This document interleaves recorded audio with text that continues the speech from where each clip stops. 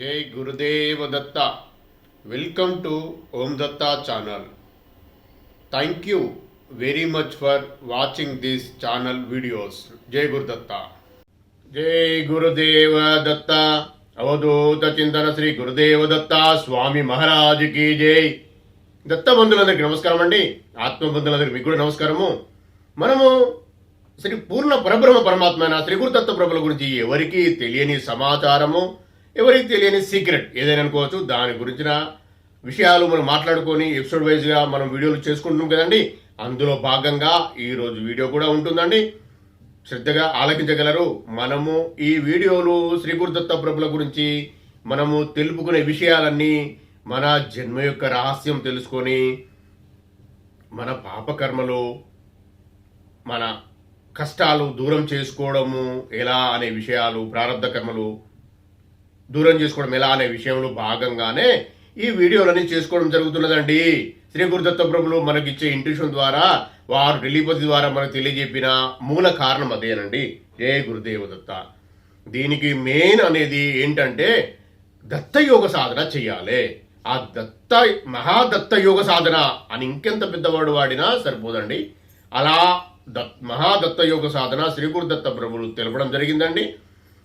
అది కూడా ఎపిసోడ్ వైజ్గా పూర్తి దత్తయోగ సాధన ఒకేటే వీడియోలో వచ్చేలాగా నేను చేస్తా. ధ్యానాలు అనేటివి 112 రకాలు ఉన్నాయండి. అవి ఎలా, ఎవరు, ఎందుకు ఏర్పాటు చేసినో దత్తార్పణమని దత్తప్రభుదయ మనకు తెలియని విషయం అది. ఇలా అవి కూడా నేను చెప్పేందుకు ప్రయత్నం చేస్తా. అవి చిన్నగానే ఉంటాయి, ఒక్కొక్కటి అవి చిన్నయే.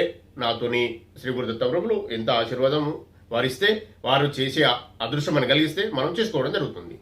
కానీ పూర్తి మహాదత్తయోగ సాధన మాత్రం ఇప్పుడు ఈ కంటిన్యూషన్లో శ్రీ గురుదత్త ప్రభుల గురించి మనం తెలుసుకునే రహస్యము, ఎవరికి తెలియని రహస్యము, వారి జన్మ రహస్యము, తత్వ రహస్యము, వారి తత్వం ఏంటిది, వారు ఏం చేస్తారు, అన్ని విషయాలు తెలుసుకున్న తర్వాత ఇది అర్థమైనాకనే ఆయన పూర్ణ పరబ్రహ్మ పరమాత్మ అనే విషయము నేను చెప్పే కొరకే ఇన్ని ఎపిసోడ్ చేయడం జరుగుతున్నదండి.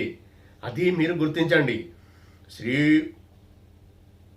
గురుదత్త ప్రభులు పూర్ణ పరబ్రహ్మ పరమాత్మ ఎలా అయ్యిండు, ఎలా జరిగింది, సృష్టి ఎందుకు జరిగింది, ఇలాంటివన్నీ వస్తూ ఉంటాయండి. ఆ తర్వాత పూర్తిగా అర్థమైనప్పుడు, మనకు పూర్తిగా విషయం అర్థమైంది అన్నప్పుడు మనం మహాదత్తయోగ సాధన, దత్తయోగ సాధన ఒకటే చేస్తూ చెయ్యాలి అని అనిపిస్తుంది. అది ఇప్పుడు 4 AM to 4:50 AM. ఇది తెలిసినప్పుడు చేయాలనిపిస్తుంది. ఇది గుర్తుపెట్టుకోవాలి. ఈ ఎపిసోడ్లో చాలా మంచి విషయాలు ఉంటాయండి. శ్రీ గురుదత్త ప్రభులు ఎవరు, శ్రీ గురుదత్త ప్రభుల గురు పరంపర ఏంటిది, ప్రతి గురు పరంపరకు శ్రీ గురుదత్త ప్రభుల ఆద్యుడు, మహాదత్త యోగ సాధన ఎలా వెళ్ళాలి, కొంత ఇన్ఫర్మేషన్ ఉంటుందండి. మళ్ళీ వీడియోలో ఆ విషయం అయిపోయిన తర్వాత దాని తర్వాత వీడియోలో దత్త యోగ సాధన ఈ వీడియోలో వచ్చే వీడియోలో ఈ వీడియోలో లేదు, మళ్ళీ వీడియోలో ఉంటుందండి. ఖచ్చితంగా పూర్తి ఇన్ఫర్మేషన్ మహాదత్త యోగ సాధన చేస్తే మనకి ఏంటి లాభము అనే విషయము పూర్ణ పరబ్రహ్మ పరమాత్మ అయిన శ్రీ గురుదత్త ప్రభులు మనకు తెలపడం జరుగుతుంది. అది మీకు నేను ఆ వీడియోలో, ఆ ఎపిసోడ్ వీడియోలో పూర్తిగా చెప్పడం జరుగుతుంది. మీరు ఈ జన్మలో ఇప్పుడు మనకు జరిగే ఎందుకు ఈ కష్టాలు వస్తున్నాయి, పాపకర్మలు ఎందుకు పెరుగుతున్నాయి అనే విషయంలో మాట్లాడుకుందాం. ఆ ప్రారంధ కర్మలు ఎలా కంప్లీట్ చేసుకోవాలనే విషయం కూడా మధ్యలో కానీ ఆఖరి కానీ మాట్లాడుకుందామండి. జై గురుదేవ దత్త. వీడియోలోకి వెళ్దామండి. జై గురుదత్త. వేదంలో తెలిపిన ఆ బ్రహ్మమే దత్తుడు. ఈ విషయము మనం తెలియజేసుకుందామండి. బ్రహ్మం తప్ప వేరేమీ కోరనటి తపోనిష్ట కలిగిన వానికి బ్రహ్మము తన స్వరూపము తనను చూపెట్టును. బ్రహ్మమును గురించి వేదంలో చెప్పబడిన విజ్ఞానమంతా బాగుగా తెలిసిన వేదవిధుడు అత్రి మహర్షి జీవులందరూ సంపూర్ణ వికాసం చెంది బ్రహ్మత్వం పొందేందుకు బ్రహ్మమును సాక్షాత్కరింపచేసుకొని బ్రహ్మమును భూమిపైకి జన్మింపచేయాలనే దృఢ సంకల్పంతో కఠోరమైన తపస్సు చేశాడు. అంటే బ్రహ్మం తప్ప వేరే ఏ కోరిక లేనివాడు అత్రి మహర్షి తన వైపు నుంచి నిర్వహించవలసిన మరియు చెప్పబడిన కర్తవ్యం నిర్వహించాడు. ఇక బ్రహ్మ సాక్షాత్కారము బ్రహ్మం దయతో అనుగ్రహించవలసి ఉంది. దానికి ముందు బ్రహ్మము అత్రి మహర్షికి బ్రహ్మను గురించిన జ్ఞానం ఎంతటిదో పరీక్షించదలుచుకున్నాడు. అందుకని త్రిమూర్తులుగా ప్రత్యక్షమై సృష్టి స్థితి లయములు చేయు మేము ఉగ్రము బ్రహ్మమే అన్నారు. అప్పుడు అత్రి తృప్తిపడి తపోదీక్ష విరమిస్తాడేమో అని చూశారు. కానీ బాహ్యంగా మూడుగా కనిపించే దానిని అంగీకరించని అత్రి వారి ముగ్గురిని బ్రహ్మమనుటకు నిరాకరించాడు. ఎందుకంటే సృష్టి స్థితి లయములు చేయునది బ్రహ్మం అనే మొదటి లక్షణము సరిపోయినది, కానీ రెండవ లక్షణము బ్రహ్మం ఒకే స్వరూపంలో ఉన్న ఒక్కరే అనేది సరిపోలేదు. తాను దర్శించదలుచుకున్నది మూడు ముక్కలైన ముగ్గురు బ్రహ్మములను కాదు. అసలు ముగ్గురు బ్రహ్మములు లేరు. తాను దర్శించాలన్నది ఒకటే అయి ఉండి ఉన్న ఆ పరబ్రహ్మమునే. త్రిమూర్తులు అత్రికి గల వేదోక్త బ్రహ్మజ్ఞానము సంతసించి ఆశీర్వదించి అదృశ్యమయ్యారు. అయినా చలించని అత్రి మహర్షి యొక్క అఖండ తపోదీక్షను చలించిపోయిన బ్రహ్మములో కరుణ ఉప్పొంగగా తన సత్య స్వరూప దర్శనము అనుగ్రహించెను. అప్పుడు 3 ముఖములు 6 చేతులు కలిగిన ఒకే శరీరంతో ప్రత్యక్షమయ్యాడు. ఈ బ్రహ్మ విష్ణు మహేశ్వరులు యొక్క 3 ముఖములతో 6 చేతులతో ఒకే స్వరూపంగానున్న బ్రహ్మమే జగత్ యొక్క సృష్టి స్థితి లయములో నిర్వహించుచున్నది. త్రిగుణములను పంచభూతములను త్రిమూర్తులు సృష్టించలేదు. బ్రహ్మం ముందే త్రిగుణములను పంచభూతములను సృష్టించగా త్రిగుణములు త్రిమూర్తి రూపాలుగా మారి వారి గుణములలో పంచభూతములతో ఈ నానారూప జగత్తును సృష్టించి పాలించి పోషించి లయం చేస్తున్నారు. త్రిమూర్తుల రూపంలో ఒకే వేషధారి అయిన పరబ్రహ్మం ధరించిన 3 వేషములు మాత్రమే. అంటే సృష్టి స్థితి లయములనేవి ఒకే పరబ్రహ్మం యొక్క 3 గుణములు లేదా 3 సామర్థ్యములు లేదా 3 క్రియలేనని ఈ త్రిముఖ షడ్భుజ బ్రహ్మస్వరూపం తెలియజేస్తున్నది. ఈ విధంగా పరబ్రహ్మ యొక్క రెండవ లక్షణం కూడా ఏకమేవ ద్వితీయం బ్రహ్మ అని అనబడుతున్నది. ఇంకా బ్రహ్మం మాత్రమే కానీ పరోక్షం కాదు అనే 5వ లక్షణం ఎలా ఏర్పడిందో చూద్దాం. విశ్వసృష్టి జరగకముందు బ్రహ్మము అవ్యక్తంగా నిర్గుణంగా నిరాకారంగా ఉందనే విషయం మనకు అప్రస్తుతం. ఎందుకంటే సృష్టి జరగకముందు మనం లేము గనుక, సృష్టి జరిగాక వచ్చిన వాళ్ళం గనుక నేను అనేకమవుదునుగాక అనే ఆ మహాసంకల్పంతో విశ్వమును సృష్టించి అణువును అంతర్యామిత్వం చెంది బ్రహ్మము ఈ విశ్వరూపం ధరించినప్పటి నుండి బ్రహ్మము వ్యక్తము సాకారము సగుణము ప్రత్యక్షం అయినది. అత్రి మహర్షి ముందు ప్రత్యక్షమైన ఆ త్రిముఖ షడ్భుజ బ్రహ్మస్వరూపము సృష్టికి ముందు ప్రచ్ఛన్నంగా మహాసంకల్ప రూపంలో ఉంటూ సృష్టి స్థితి లయములు నిర్వహించుచున్నది. అత్రి మహర్షి తపోదీక్ష కారణంగా పరబ్రహ్మ యొక్క పరమకృప కారణంగా ఇప్పుడు ఆ అజ్ఞాత పరోక్ష రూపం ప్రత్యక్షమై ప్రకాశంలోనికి వచ్చింది. కాబట్టి ఇప్పుడు బ్రహ్మము సగుణము సాకారము ప్రత్యక్షమే అనే విషయం నిశ్చయాత్మకమైంది. ఆ మహాసంకల్పమునకు పూర్వము బ్రహ్మము నిరాకారము నిర్గుణము అవ్యక్తంగా ఉండేదనే విషయంతో మనకిప్పుడు పని లేదు. దత్త అనే పదము ఏ నామమును ఏ రూపమును ఏ గుణమును సూచించదు. దత్త అంటే లభించిన చిక్కిన సమర్పణ చెందిన అని అర్థం. అంటే అదొక విశేషణమే కానీ ప్రత్యేకంగా ఏ నామవాచకము అయిన పదం కాదు. ఏ దేవత నామము కూడా కాదు. ఒకటి ఏమిటి దత్తమైనది? బ్రహ్మమును సాక్షాత్కరింప చేసుకోవాలని తపిస్తున్న అత్రి మహర్షికి బ్రహ్మము దత్తమైనది. బ్రహ్మము అంటే మిక్కిలి పెద్దది లేదా అన్నిటికంటే పెద్దది లేదా గొప్పది అనే అర్థం కూడా ఈ దత్త రూపంలో చెప్పబడింది. జగత్తు యొక్క సృష్టి స్థితి లయముల కంటే పెద్దదైన గొప్పదైన కార్యాలేమీ ఈ లోకములో లేవు కదా. వాటిని చేయు త్రిమూర్తులే అందరికంటే గొప్పవారు. మరి ఈ 3 కార్యములు త్రిముఖ షడ్భుజాలను ఒకే శరీరంతో ధరించి చేయుచున్న దత్తుడే అందరికంటే గొప్పవాడు అవుతాడు కదా. కాబట్టి వేదోక్త బ్రహ్మము దత్తుడే అని నిరూపించబడింది. మనం ఆరాధించే పూర్ణ దత్వ స్వరూపంలో ఇమిడి ఉన్న తత్వ సందేశమును మరోసారి స్మరించుకుందాం. బ్రహ్మ విష్ణు మహేశ్వరులే ఆయన 3 శిరస్సులు అనేది ఒక అఖండ స్వరూపం కనుక అదే ఆయన దేహం. షట్శాస్త్రాలే షడ్భుజాలు. ఆయన తన 6 చేతులలో మాలాకమండలం, డమరుకం, త్రిశూలం, శంఖం, చక్రం ధరించారు. స్థూలంగా చూస్తే ఆయన ధరించిన ఈ ఆయుధాలకు ఆయన అవతార లక్ష్యమునకు జ్ఞానబోధకు సంబంధమే కనబడదు. మహాయోగేశ్వరేశ్వరుడైన ఆయనకు జపమాల తిప్పుతూ ఏ మంత్రము జపించవలసిన అవసరమేమీ లేదు. చక్రం, త్రిశూలంతో ఏ దుష్టుడిని సంహరించవలసిన అవసరం లేదు. మరి వీటిని ధరించడంలో గల రహస్యం ఏమిటి? దత్తప్రభుది సంపూర్ణమైన గురుదేవ స్వరూపము. అంటే ఆయనలో గురు స్వరూపము, దేవస్వరూపము రెండూ ఉన్నాయి. ఆయన కుడి భాగంలో మొత్తం గురు స్వరూపము, ఎడమ భాగం మొత్తం దైవ స్వరూపము. కుడి చేతిలో ధరించిన మాల అక్షరమాల, అంటే అందులో 2 అర్థాలున్నవి. ఆ నుండి క్ష వరకున్న అక్షరములు మాల అనే ఒక అర్థం. సాధకునకు దైవశక్తిని సమకూర్చే బీజాక్షర సహిత మంత్రములన్నీ ఈ అక్షరములోనే నిక్షిప్తమై ఉన్నాయి. క్షారము అంటే నాశనము, ఆ అంటే లేనిది. నాశనం లేని శక్తిని ప్రసాదించే మంత్రములన్నీ ఈ అక్షరంలోవే అనేదే రహస్యార్థము. డమరుకం నాదానికి ప్రతీక.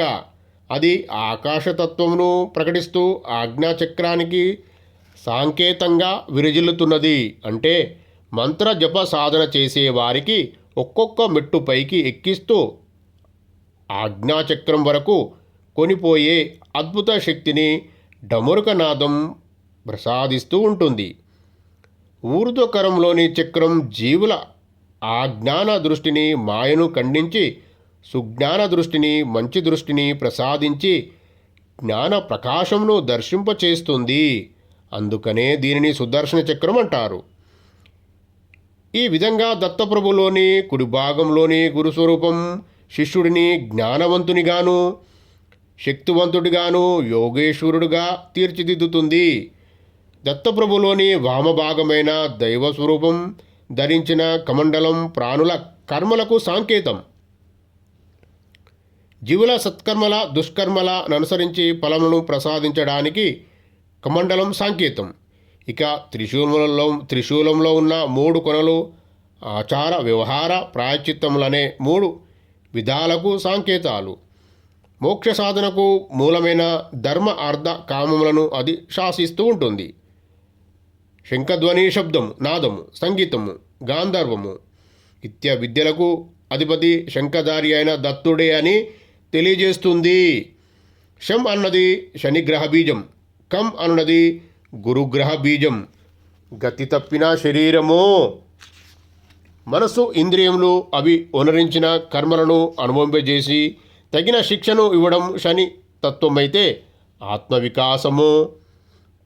ఆత్మవికాసమును ఆత్మజ్ఞానమును గురుతత్వం అందిస్తుంది.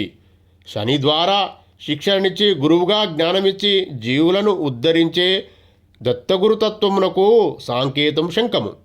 ఈ విధంగా దత్తప్రభులోని వామభాగము ప్రపంచోద్ధారణ చేసే దైవ రూపానికి సాంకేతమైతే, దక్షిణ భాగం అజ్ఞాన నాశనము, జ్ఞాన ప్రచోదకమైన గురు స్వరూపానికి సాంకేతము. అందుకనే ఆయనొక్కడే గురుదేవదత్తగా ఆరాధించబడుతున్నాడు. ఇంకా దత్తస్వామి వెనుక గోవు ఉంటుంది. గోవు ధర్మస్వరూపము. వేదములలో సృష్టికి, భూమికి అంటే ప్రకృతికి సాంకేతికంగా గోవు చెప్పబడింది. గోవు క్షీరమును అందించి జీవులకు తుష్టిని పుష్టిని కలుగజేస్తున్నది. గోవు ప్రతిరూపమైన భూమి ప్రకృతి జీవులకు సర్వసంపదలు, సర్వ సౌభాగ్యములను, తద్వారా సుఖ సంతోషాలను అందించుచున్నది. కాబట్టి కృతజ్ఞతతో గోవును, దాని స్వరూపమైన భూమిని, ప్రకృతిని పోషించి, రక్షించి, పూజించి అవి అందించు సంపదలను వినియోగించుకొనుట ఉత్తమ ధర్మము మరియు ఉత్తమ సంస్కారం అవుతుంది. ఈ ధర్మమును ఆచరించకుండా గోవును హింసించి, దూషించి క్షీరమును, మాంసమును ఉపయోగించుకొనుట ధర్మమును అతిక్రమించడంతో పాటు రాక్షసకృతమవుతుంది. దైవస్వరూపులు, గురుస్వరూపులైన శ్రీ గురుదత్త ప్రభులు శ్రీకృష్ణుడు మహర్షులు గోవును పోషించి రక్షించి పూజించుండగా మానవులు నిర్లక్ష్యం చేయుట తగదు కదా, తప్పు కదా. వశిష్ఠుడు జమదగ్ని వంటి మహర్షులు గోవులను పూజించడం వలన అది సర్వ సంపదను అనుగ్రహించే కామధేనుగా ఉపయోగపడింది. అహంకారంతో రాజసికంగా సొంతం చేసుకోవాలన్న విశ్వామిత్రుడికి కార్తవీర్యార్జునుడికి మరణాంతకమైంది. కాబట్టి ధర్మరూపమైన గోవు ధర్మ పరిరక్షకుడైన దత్తప్రభువును ఎప్పుడు ఆశ్రయించి ఉంటుంది. ఇక దత్తప్రభు నిత్యం అనుసరించి ఉండే 4 జాగీలములు కుక్కలు గురించి తెలుసుకుందాం. అవి 4 వేదాలుగా చెప్పబడ్డాయి. వేదములు వాగ్మయం అంటే వాక్కు ద్వారా వ్యక్తం చేయబడినవి. సర్వ సృష్టి మొదట నాదముగా ఓంకారంగా ఉద్భవించి తర్వాత వాక్కుగా ఉచ్చరింపబడింది. వాక్కు 4 స్థితుల నుండి అంటే పర, పాశ్యాంతి, మధ్యమ, వైఖరి అను 4 స్థితుల ద్వారా వ్యక్తమైంది. వాక్కు యొక్క 4 స్థితులే 4 వేదములు. వేద విజ్ఞానం మొదట సంకల్పమయంగా ఉంటుంది, తర్వాత భావమయంగా ఉంటుంది, తర్వాత భాషమయంగా ఉంటుంది, తర్వాత భాషణమయంగా మారి వైఖరి రూపంగా అంటే బయటికి వినబడే వాక్కుగా వ్యక్తమవుతుంది. మనం వేదమును గొంతు ద్వారా వైఖరి స్థితిలో ఆహత శబ్దంతో అంటే స్వరపేటికలో ప్రాణవాయు రాపిడి వలన ఏర్పడిన శబ్దమయంగా ఇప్పుడు వింటున్నాము. కానీ వేద ఋషులు మొట్టమొదట వేద విజ్ఞానం ధ్యానంలో హృదయంలో అనాహతనాదంగా అంటే ఎటువంటి రాపిడి తాకిడి లేకుండానే పరాస్థితిలో ఉన్నప్పుడే అత్యంత సూక్ష్మమైన శబ్ద గ్రహణ శక్తితో శ్రవణం చేసి గ్రహించి పాశ్యాంతి స్థితిలో అనుభూతి చెంది మధ్యమ స్థితిలో భాషామయంగా మలుచుకొని తర్వాత వైఖరి వాక్కుగా వేదమును ఉచ్చరించారు. ఇలా అనంతమైన ఒకే వేదము 4 స్థితుల్లో ఉంటూ 4 విధాలుగా ఉపయోగపడేటట్లుగా 4 వేదములుగా వేద ఋషులు అందించారు.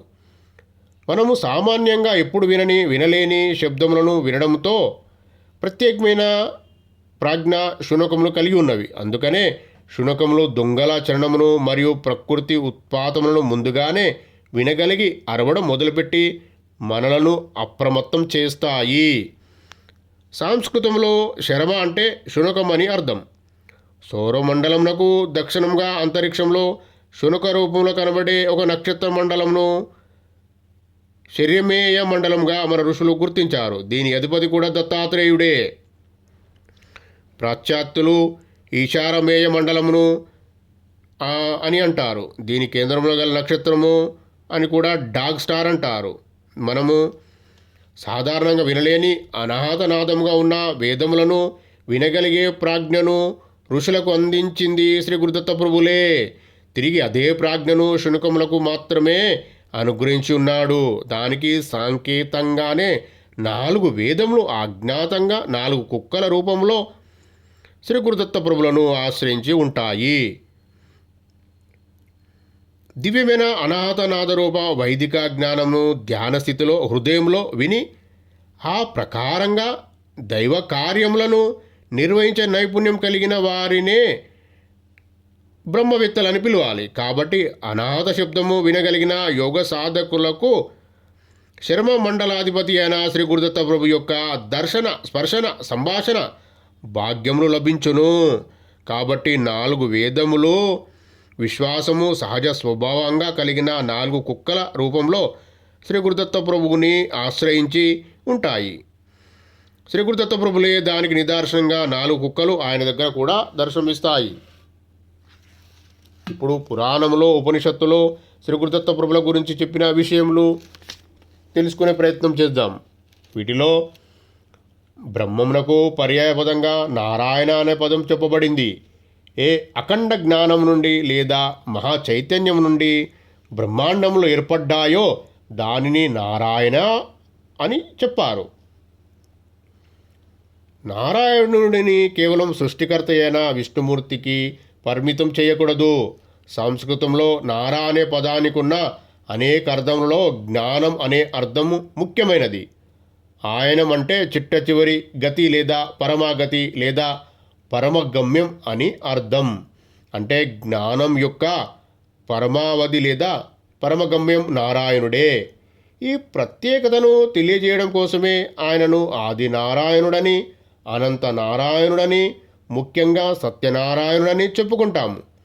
అందుకనే పరిపూర్ణ దత్తావధూత ఓం నారాయణ ఆదినారాయణ అని పారవశ్యంతో నామస్మరణ చేస్తూ చేయించేవాడు. నారాయణుడే దత్తాత్రేయుడని దత్తాత్రేయోపనిషత్తు తెలియజేస్తున్నది. ఒకసారి బ్రహ్మదేవుడు సత్యలోకమునకు వెళ్ళి దేవాదిదేవుడు ఆదిదేవుడు నారాయణుడిని దర్శించి నమస్కరించి, స్వామి, భవసాగరమును దాటాలంటే ఏమి చెయ్యాలి, ఎవరిని ఆశ్రయించాలి, దయచేసి తెలియజేయవలసినది అని ప్రార్థించాడు. అప్పుడు శ్రీమన్నారాయణుడు చిరునవ్వి నవ్వి, చతుర్ముఖి, సర్వ సృష్టికి మూలమైన త్రిగుణాత్మకమైన నా మూలశక్తి, సాత్వికమైన సచ్చిదానంద స్వరూపమైన దత్తాత్రేయ రూపంలో అవతరించింది. మానవుల్లోని మల విక్షేప ఆవరణములనే దోషత్రయాన్ని నిర్మూలించి, అసురత్వాన్ని తొలగించి, దైవీ సంపదను పెంచి, సాత్వికమైన శ్రద్ధను పెంచి, జ్ఞానవంతులను చేసి, యోగమును అనుగ్రహించి, జీవన్ముక్తులను గావించాలన్నదే శ్రీ గురు దత్తాత్రేయుల అవతార లక్ష్యమయ్యున్నది అని వివరించెను. అంతటా బ్రహ్మదేవుడు ఆ విధంగా ధ్యానించి బ్రహ్మ విష్ణు శివాత్మకమైన దత్తాత్రేయ మంత్రబీజం ద్రామ్ అని అందరికీ తెలియజేశాను. ఇది ఏకాక్షర దత్త తారక మంత్రం. ఇందులో ధ అనే అక్షరం పరబ్రహ్మ చైతన్యము వ్యాపనం చెందించే బీజాక్షరం. రా అనేది అజ్ఞానంను నశింపజేసి జ్ఞానంను ప్రసాదించే అగ్ని సంబంధమైన బీజాక్షరం. ఆం అసాధ్యములను సుసాధ్యం చేసే మహాశక్తిని ప్రసాదించే బీజాక్షరం. రామ్ అనే బీజాక్షరం యొక్క ప్రత్యేకతను మరో విధంగా కూడా చెప్పుకోవచ్చును. రమాయతి రామ అంటే జ్ఞానులు యోగులు నిరంతరం ఎవరిని యందు రమిస్తుంటారో, అనగా వారికి ఆత్మగనున్న పరబ్రహ్మమునందే రమిస్తుంటారు గనుక ఆ ఆత్మరాముడినే రామ్ బీజాక్షరం సూచిస్తుంది. మొత్తం మీద దత్తుని యొక్క మహా విశ్వయోగశక్తి ద్రామ్ అనే బీజాక్షరంలో ఇమిడి ఉంది. అందుకనే దత్త బీజ అస్థాయం సర్వం జగత్ అని బ్రహ్మవిత్తలు నిర్ణయించారు. నామరూపాత్మకమైన ఈ జగత్తులో అణువు నుండి బ్రహ్మాండం వరకు వాటికి ఆధారంగా అంతర్లీనంగా మౌలికమైన 3 అంశాలుంటాయి. ఒకటి పరమాణమయమైన ద్రవ్యము, దీనినే ద్రవ్యమే లోకము అంటే భూలోకం అంటారు. అష్టవసులు దీనికి అధిష్టాన దేవతలు. రెండవది పరమాణువులను వివిధ రూపంలో సంఘటితపరిచి నిలిపి ఉంచే శక్తి, దీనిని శక్తిమయ లోకం అంటే భూవర్లోకం అంటారు. ఏకాదశ రుద్రులు దీనికి అధిష్టాన దేవతలు. మూడవది ఈ రూపములకు ప్రయోజనకరంగా సౌకర్యవంతంగా చైతన్యవంతంగా ఒక మంచి లక్ష్యం దిశగా తీర్చిదిద్దే సృజనాత్మక విషయము, దీనిని స్వర్లోకం అంటారు. ద్వాదశాదిత్యులు దీని అధిష్టాన దేవతలు. ఈ 3 అంశములు లేదా 3 విభాగంలో అనూహ్యమైన పరబ్రహ్మతత్వంలోనివే. వీటన్నిటి సమ్మిళిత రూపమే శ్రీ గురు దత్తాత్రేయుడు. అందుకనే దత్త బీజస్థం సర్వం జగత్ అని చెప్పబడింది. కనుక సత్యం జ్ఞానమనంతం బ్రహ్మ అని, సత్యం శివం సుందరం అని చెప్పిన బ్రహ్మ సచ్చిదానందం బ్రహ్మయని వేదములు ఉపనిషత్తులు పురాణములు తెలియజేయుచున్న పరబ్రహ్మము దత్తాత్రేయుడే అవుతున్నాడు. ఇంకా ఏ దేవతా స్వరూపమునందు వేదము చెప్పిన పరబ్రహ్మ లక్షణంలో సమన్వయం ఇంపబడుట లేదని గ్రహించదంగాక. దత్తాత్రేయుడే బ్రహ్మమని తెలియజేయు జ్ఞానమే బ్రహ్మజ్ఞానం. తననెవరూ తెలియని జీవుడికి తాను తన లోపల వెలుపల అందరిలో అన్నిటిలో విశ్వమంతటా ఉన్నది బ్రహ్మమే అనే బ్రహ్మజ్ఞానమును విషయోగమును తద్వారా బ్రహ్మానందమును అనుగ్రహించడానికి వచ్చిన యోగనాథుడే శ్రీ పూర్ణ పరబ్రహ్మ పరమాత్మ అయిన శ్రీ గురుదత్త ప్రభులు. శ్రీమద్భాగవతము దత్తాత్రేయుడిని నారాయణ కవచంలో యోగనాథుడుగా కీర్తించుచున్నది. ప్రణవార్థ స్వరూపుడు గురు శబ్దవాచ్యుడు దత్తుడే. కురు అనే పదం దత్తునితోనే ప్రారంభమైంది. పరిపూర్ణ సద్గురు తత్వమునకు సాకార రూపమే దత్తాత్రేయుడు. దత్తాత్రేయుడే ఆది గురువు, అనంత గురువు, ఏకైక గురువు. విశ్వంగా మారే విశ్వమంతటా అంతర్యామిత్వం చెందియున్న విశ్వగురువు. దిగంతముల వరకు వ్యాపించి దిక్కులే వస్త్రములో కలిగిన దిగంబరుడు దత్తాత్రేయుడు.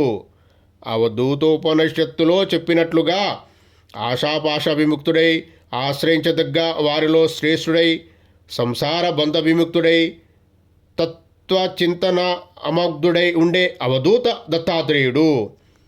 కోటాను కోట్ల బ్రహ్మాండములంతటా వ్యాపించి ఉండి దానికి అతీతంగా కూడా ఉన్న ఏకైక తేజో మహారాశియే శ్రీ పూర్ణ పరబ్రహ్మ పరమాత్మ అయిన శ్రీ గురుదత్తాత్రేయ ప్రభులు. జై గురుదత్త. మనము శ్రీ గురుదత్త ప్రభుల గురించి నేను చాలా వీడియోలో ఎపిసోడ్లో చేసిన విషయాలండి. ఏంటంటే అది శ్రీ గురుదత్త ప్రభులు పూర్ణ పరబ్రహ్మ పరమాత్మ. వారి పర్మిషన్ లేనిదే ఏది జరగదు అనే విషయం నేను చెప్పడం జరిగింది ఇంతకుముందే. అది ఏంటంటే పూర్ణ పరబ్రహ్మ పరమాత్మ సర్వ గురువులు సర్వ ప్రతి ఒక్కరి గురించిన డిస్కషన్ వస్తుంది వీడియోలో. మీరు వింటుండ్రు కదండి. ఆ విషయాన్ని అన్నిటికీ ఆద్యుడు ఆయనే. ప్రతి గురు పరంపర శ్రీ గురుదత్త ప్రభులు ఇచ్చిన శ్రీ గురుదత్త ప్రభుల ద్వారా జరిగేటివే. ఈ లోకాన్ని ఉద్ధరించే కొరకు శ్రీ గురుదత్త ప్రభుల అవతారం వచ్చిందండి. దాని ప్రకారంగా ప్రతి యుగంలో 1,25,000 మంది యోగులను, సద్గురులను, సత్పురుషులను, పరమహంసలను వారు అంశావతారములుగా వారిలో లీనమైన వారిని కూడా మళ్ళీ అవతారం తీసుకోమని చెప్తే వచ్చి 1,25,000 మందితోని వారు చేయడం జరుగుతుంది. ఏది సృష్టి ఉద్ధారణ. శ్రీ గురుదత్త ప్రభుల ఆశయమే ఈ విశ్వాన్ని, వారి యొక్క సృష్టిని ఉద్ధరించడం, శిక్షించడం కాదండి, ఉద్ధరించడమే శ్రీ గురుదత్త ప్రభుల యొక్క వారి యొక్క ప్లాన్, వారి యొక్క ఆలోచన. అందులో 5,000 మంది మహాయోగులు ఉంటారండి. ఆ మహాయోగులలో ఒకరు షిరిడి సాయిబాబా గారు, గజానన్ బాబా గారు, ఇలా ఎవరెవరు వస్తూ ఉంటారండి. వారందరి గురించి ముందు వచ్చే వీడియోలో మనం మాట్లాడుకుందాం. ఎవరిని ఏ ఒక్క ప్రాణిని కానీ బాధిస్తేనే కష్టమవుతుంది అన్నప్పుడు ఒక దైవ స్వరూపము, గురు స్వరూపములను మనం ఏమైనా కామెంట్ చేస్తే ఎంత పాపం మూట కట్టుకుంటారో గుర్తుపెట్టుకోండి. కాబట్టి ఎవరిని తృణీకరించద్దు, ఎవరిని కామెంట్ చేయకూడదు. ఎవరిని అర్థం కాకపోతే దత్తార్పణం ఉండండి అంతే. అంతేగాని మనకు తెలుసు అని అహంకారంతో నాకు అన్ని తెలుసు, నాకు చదువు ఉంది, అన్నీ ఉన్నాయి, నేను కడుపు నిండా తింటున్నా అంటే దత్తార్పణం అండి. తినండి. దత్తప్రభు ఆశీర్వాదంతో నీకు వచ్చినాయి కావచ్చు దత్తార్పణం. ఇంకోరిని కామెంట్ చేసి దేవుళ్ళనే మనుషుల్నే చేయొద్దు అన్నప్పుడు దేవుళ్ళనే చేస్తున్నారండి. ఇది ఎంతవరకు కరెక్టో నాకైతే అర్థమైతలేదు. వారు 1,00,000 కాదండి 1,00,000 కోట్ల జన్మల కింద పడిపోతారు వాళ్ళు. అసుర శక్తుల లోకంలోకి వెళ్ళిపోతారు వాళ్ళు. అసుర లోకంకి వెళ్ళిపోతారు. అసుర ఆత్మలు వాటిని పట్టేస్తాయి. వాళ్ళే శూద్ర మాంత్రికులు చేసేవారు. గుర్తుపెట్టుకోండి. ఏదో అనుకుంటారు. ఇప్పుడు ప్రేతలోకంలోకి వస్తాయండి, నేనే సాయిబాబాను, నేనే అమ్మను, నేనే ఇది అని చెప్పుకుంటాయి వచ్చి. అవి నిజమా అండి? నిజం కాదు. వారు ఏదో చెప్తారు. ఈ కలియుగంలో జరగని చెడు పని అంటూ ఉండదు. చెడు వాటికి సహకారం ఇలా ఎక్కువ ఉంటుంది. ఆ సహకారాన్ని అర్థం చేసుకోక నాకు సాయిబాబా కనిపిస్తాడు, నాకు సాయిబాబా వచ్చాడు, నాకు నీళ్లు తాగిపించిన, నేను అన్నం తినిపించిన అంటా ఉంటారు. నేను నీళ్లు తాగుతాను చూడు అంటా ఉంటారు. ఓరి తార్పణం, ఇదేందో అర్థం కాదు. ఇలా మాట్లాడడం ద్వారా మిగతా వారికి కోపం వస్తుందండి. అసూయ వచ్చేసింది అక్కడ. అరే నేనేమో చేయలేకపోతున్నా, వారికి చేస్తాను, వారికి అనుగ్రహం బాగుందేమో అని. ఆ అనుగ్రహం జ్ఞానాన్ని పంచేదానికి వాడాలండి. దత్తప్రభుదేవ వల్ల నేను చేస్తున్న విషయం అదే. నాకు శ్రీ గురుదత్త ప్రభులు టెలిపతి ద్వారా, ఇంట్యూషన్ ద్వారా నాకు చెప్పిన విషయాలు నేను ఇంకోరికి పంచుతున్నా. మీరు కూడా రండి, ఆయన లెవెల్కి వచ్చేదాకా మనం ఎవరిని విడిచిపెట్టాడట అన్న విషయం చెప్తున్నా. అంతేగాని అహంకారంతో కాదు. నేను గొప్పని నేను తినిపిస్తున్నా, నేను తాగిపిస్తున్నా, నీళ్ళు తాగిపిస్తున్నా, నేను స్నానం చేపిస్తున్నా అని నేను చెప్పడం లేదు. నేను మొక్కుతున్నా. నా పూజలు ఏంటండి? దత్తా దత్తా దత్తా దత్త అంతే. దత్తగారడమే, దత్తయుగ సాధన చేయడమే. దత్తయుగ సాధన ఏముండదండి, కూర్చోవడం అంతే. మంత్రాలు జపాలు ఏం చేసేది ఏముండదు. ఇలా ఉంటుందండి. ఇది అర్థం చేసుకోవాలి. ఇది తెలియక నేను యూట్యూబ్లలో పెట్టి నేను నీళ్ళు తాగిపిస్తున్నా అంటే దత్తున్న మాట వింటాడు అనుకుంటే దత్త జగురుదత్త దత్తప్రభుని ఎవరు అనలేదు, అంత ధైర్యం ఎవరికి లేదు. కానీ సాయిబాబా గురించి ఇంకోళ్ళ గురించి చెప్తా ఉంటే మిగతా వారికి మండుతూ ఉంటుంది కదండి. ఆయన ఫకీర్ అంటా ఉంటారు, ముస్లిం అంటా ఉంటారు, ఇస్లాం అంటారు, ఏదేదో అంటా ఉంటాయి. అది మనమే ఇంకొకరికి అవకాశం కల్పించినాం దత్తార్పణం. ఆ పాపము ఈ కల్పించడంలో కలుగుతుంది. నేను తినిపిస్తున్నా, తాగిపిస్తున్నా, ఏదో తెలియని విషయాలు బుక్కులలో అండర్లైన్ చేసుకొని వాటికి ఇష్టానుసారంగా ఆ కలిపురుషులు పలికించే పలుకులు పలుకుతూ నాకు ఇంగ్లీష్ వచ్చు, తెలుగు వచ్చు, తమిళ్ వచ్చు అని మాట్లాడితే కాదండి. వాటిని నిరూపించగలుగుతారా? సరే, నిరూపించడం కూడా అవసరం లేదండి. ఎవరికి నిరూపించాలి? వాళ్ళు అజ్ఞానులు, వాళ్ళు కామెంట్ చేస్తారు కదా. మరి దానికి అర్థం, దానికి బాధ్యత ఎవరు తీసుకోవాలి? ఇప్పుడు మన తెలుగు రాష్ట్రాల్లో సాయిబాబా గురించి మాట్లాడమే కష్టంగా అనే పరిస్థితి వచ్చింది. ఎవరు చేపట్టి? పూర్తిగా తెలియని వాళ్ళే కదా. ఆయన ఏం చెప్పిండండి సాయిబాబు గారు? అర్చన చేయమని చెప్పిండా? అభిషేకం చేయమని చెప్పిండా? భజన చేయమని చెప్పిండా? అష్టోత్తరం చేయమని చెప్పిండా? మీకు చెప్పిండా? ఎవరికన్నా నిరూపిస్తారా? కాని పన్నది ఆయన ఏం చెప్పలే. ముక్కు బిడ్డ మానవ సేవ చెయ్యి అన్నాడు. అందరికీ దేవుడు ఒక్కడే అన్నాడు. సబ్కా మాలిక్ ఏకే అన్నాడు, అంతే. అలా అది ఎన్నైనా, ఏ భాషలో ఎన్నైనా మాట్లాడుకోవచ్చు అండి. అది హిందీ వర్డ్ అండి, సబ్కా మాలిక్ ఏక్ అనేది. అందరి దేవుడు ఒక్కటే అనేది తెలుగు వర్డు. మలయాళం వేరే వస్తుంది, కర్ణాటక వేరే వస్తుంది, మరాఠీలో వేరే వస్తుంది. ఈ విషయాలు పట్టుకొని దానికి విపరీతార్థాలు పూసుకుంటూ ఆ పూల దండ కూడా ఏమని చెప్పలేదండి ఆయనే. గుడులు కట్టమని చెప్పలేదండి. ధ్యాన మందిరాలు ఏర్పరచుకొని బిడ్డ అక్కడ కూర్చొని ధ్యానం చేయమని చెప్పిండు. ఇది అర్థం కాకుండా ఇష్టారాజ్యం చేసుకొని ఆయననే చేస్తాను. మీరు అనుకుంటాను నేను చెబుతా గొప్పోన్ని అని. ఒక గ్రూప్ ఉండండి, మా మిస్సెస్ వాళ్ళ గ్రూప్ అని, అందులో యాడ్ చేసారు వాళ్ళు. సమయం వచ్చిన పేరు కూడా చెప్తా వాళ్ళవి. ఇప్పుడు నేను చెప్పే వాళ్ళు అందరి పేర్లు చెప్తా. ఎక్కువ లేడీసే చేస్తున్నారు, లేడీసే గుర్తుపెట్టుకోండి. తెలియకపోతే కూర్చొని ఇంట్లో కూర్చొని ఉండండి. మీకు తెలియని విషయాలు మాట్లాడకూడదు, తప్పది. 1,00,000 కోట్ల జన్మల కింద పడిపోతుంది మీ వంశానుసారంతో సహా దత్తార్పణం. నేనేం చేయలేనండి, వచ్చేసి నా నోట్లకు. ఎందుకంటే మీరు మాట్లాడేది అందులో గ్రూప్లో మా మిస్సెస్ ఉన్నప్పుడు సాయిబాబా గ్రూప్లో, అందులో ఏమో లక్ష్మీదేవి ఒక వీడియో కానీ ఫోటో పెట్టినందుకు డిలీట్ చేసేసానండి గ్రూప్లో నుండి. వేరే దేవుళ్ళ గురించి పెట్టకూడదట. అవునా? నిజమా ఇది? ఎక్కడ చెప్పారు మీకు? శ్రీ గురుదత్త ప్రభులు ఇంతకు మనం చెప్పిన వీడియోలలో ఏమొచ్చినాయి? ప్రతి ఎన్ని దేవులను మొక్కినా, నువ్వు ఏ దేవుని తృణీకరించినా దత్తప్రభు మిమ్మల్ని యాక్సెప్ట్ చేయడు. దత్తార్పణం పూర్ణ పరబ్రహ్మ పరమాత్మ. ప్రతి ముక్కోడి దేవతల స్వరూపం, ప్రతి జీవులు, ప్రతి ఒక్కరు దత్త స్వరూపులే, ప్రతి ఒక్కరు దత్తుడే. మీకు తెలియకపోతే నేనేం చేయలేను. దత్త యోగ సాధన చేయండి, ధ్యానం చేసుకోండి, అర్థం చేసుకోండి. అంతకన్నా అర్థం కాదు. జయ గురుదత్త అని వినండి, అర్థమవుతుంది. అంతేగాని ఇష్టానుసారము మేము గొప్పోళ్ళం అంటే, గొప్పోళ్ళు మీరు అంటే కాదండి. నువ్వు ఒక 10 మంది తయారు చేయి, గొప్పోళ్ళను మంచి జ్ఞానం తయారు చేయి, నిస్వార్థంగా నిరాడంబరంగా ఏం లేకుండా స్వపర భేదం లేకుండా చేయండి. స్వపర భేదం విడిచిపెట్టినప్పుడు అర్థమైతే అండి ఇవన్నీ. స్వపర భేదం అనేది మెడిటేషన్ వీడియోలో నేను పెట్టిన. స్వపర భేదం విడిచిపెట్టినప్పుడే ఆ మాలిన్యాలు తొలుగుతాయి, అవే పాపకర్మలు తొలుగుతాయి. అందరినీ నా వాళ్ళగా చూసినప్పుడే ఆ దత్తయోగ సాధన చేసే వారికి వస్తాయి, దేవుడు దత్త అనే వారికి వస్తాయి, మిగతా వారికి రావు. ఆ లేడీస్ పేర్లు కూడా చెప్తా నేను సమయం వచ్చినప్పుడు. తప్పుడు మార్గంలో వాళ్ళు చేస్తారు. వాళ్ళు తప్పుడు ప్రచారంలోకి వాళ్ళే క్రియేట్ చేస్తారు. సాయిబాబా గారి గురించి వీరు చెప్పినందుకే ఇంకోరు కామెంట్ చేశారు కదండి. ఎట్లుంది? మీకు ఏమవసరం అండి? మీరు ఏమో ధ్యానం చేసుకోమని చెప్పండి, నేను అంతే. ఏం చెప్పలేదండి నేనే. ధ్యానం చేసుకోండి, రాముని మొక్కుర్రి, కృష్ణుని మొక్కుర్రి, మంచి దసరా నవరాత్రులు చేయండి, మంచి మొక్కుర్రి, ఇట్లా చేయండి అని చెప్పిండు. మీకు తెలియకపోతే సాయి సచ్చరిత్రం తీసుకొని చదవండి. నేను 96 బిఫోర్ చదివినా నేను. అది విషయాలు సాధారణంగా సింపుల్గా బిజీ ఉంటుంది లైఫ్లో, కలియుగంలో ఎవరు చేయలేరని కొన్ని మాత్రమే చెప్పిండు. అది ధ్యానమే. దానికి మంత్రం చెప్పలే, ఏం చెప్పలే. రామ రామ రామ రామ కృష్ణ అనుకుంటున్నావు అని చెప్పిండు, అంతే. ఇది కూడా అర్థం కాక మీకు తెలియకపోతే తెలుసుకోండి. పాత సచ్చరిత్రం తీసుకొచ్చుకొని చదవండి. మధ్యలో మార్చింది దత్తార్పణ, మనకు తెలియదు ఆ విషయం. మేము బద్దులం కాదు. దత్తయ్య అన్ని చూసుకుంటాడు, అన్ని తెలుసు. ఇది కలి ప్రభావంతో జరుగుతున్నాయి.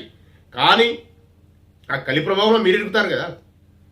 నేను ఇంగ్లీష్లో, తమిళ్లో, కేరళలో, మలయాళంలో అన్నిటా మాట్లాడతా అని ఇష్టానుసారం మాట్లాడితే అయిపోతుందా? అది ఇంతవరకు కరెక్ట్ అండి. అని మీరు మాట్లాడేందుకు వాళ్ళు కామెంట్ చేస్తారు, మీరు మాట్లాడేందుకే కామెంట్ చేశారు కదా. అదే సాయిబాబా మేము ఏమి అంటలేరండి. వచ్చి దర్శనం కూడా చేసుకో, మీ ఇష్టము, రావద్దని అంటలేడు. మీ ఇంట్లో కూర్చొని మీరు ధ్యానం చేసుకోండి, పరమాత్మ ధ్యానం చేసుకోండి, నామస్మరణ చేసుకోండి అని చెప్పి కరెక్ట్గా మీరు చెప్తే ఇదంతా రాకపోవు కదా. ఇంతే ఆయన చెప్పింది విషయం ఇంతే. షిరిడి సాయిబాబా చెప్పిన విషయం ఇంతే. ఇక దీన్ని మీరు ఏదో అన్ని యాడ్ చేసుకుంటూ దోపుడు స్తంభాలు అంటారు, వాటిని యాడ్ చేసుకుంటూ ఇష్టారాజ్యం మీరు చేసుకుంటూ పోతే ఏమున్నది. శ్రద్ధాసాబురే చెప్పిండు అంతకు ఏం చెప్పలేరు వాడ్సు. అరే ఆయన పూలదండ కూడా అడగలేదండి, మీకు తెలియదు. రూపాయి కూడా ఎవరి దగ్గర ఆశించాడు. ఈరోజు ₹1 ఇస్తే ఇమీడియట్ ఆ రోజు ఇచ్చేసేవాడు, ఇమీడియట్లీ రాత్రి ఏమన్నా జీరో ఉండాలని చెప్పేవాడు. అలాంటి నిస్వార్థంగా రిలాక్స్గా పరమాత్మ జ్ఞానము చెప్పిన వారిని ఆయన గురువు పరబ్రహ్మ కావచ్చు. గురువులందరూ పరబ్రహ్మలే, దేవతలందరూ పరబ్రహ్మలే, శివుడు పరమాత్మనే, దత్తప్రభు పరమాత్మనే, లలితా పరమాత్మనే, గణేశుడు పరమాత్ముడే, ఆంజనేశ్వర పరమాత్ముడే. ఇంకెవరు పేరు చెప్తారండి?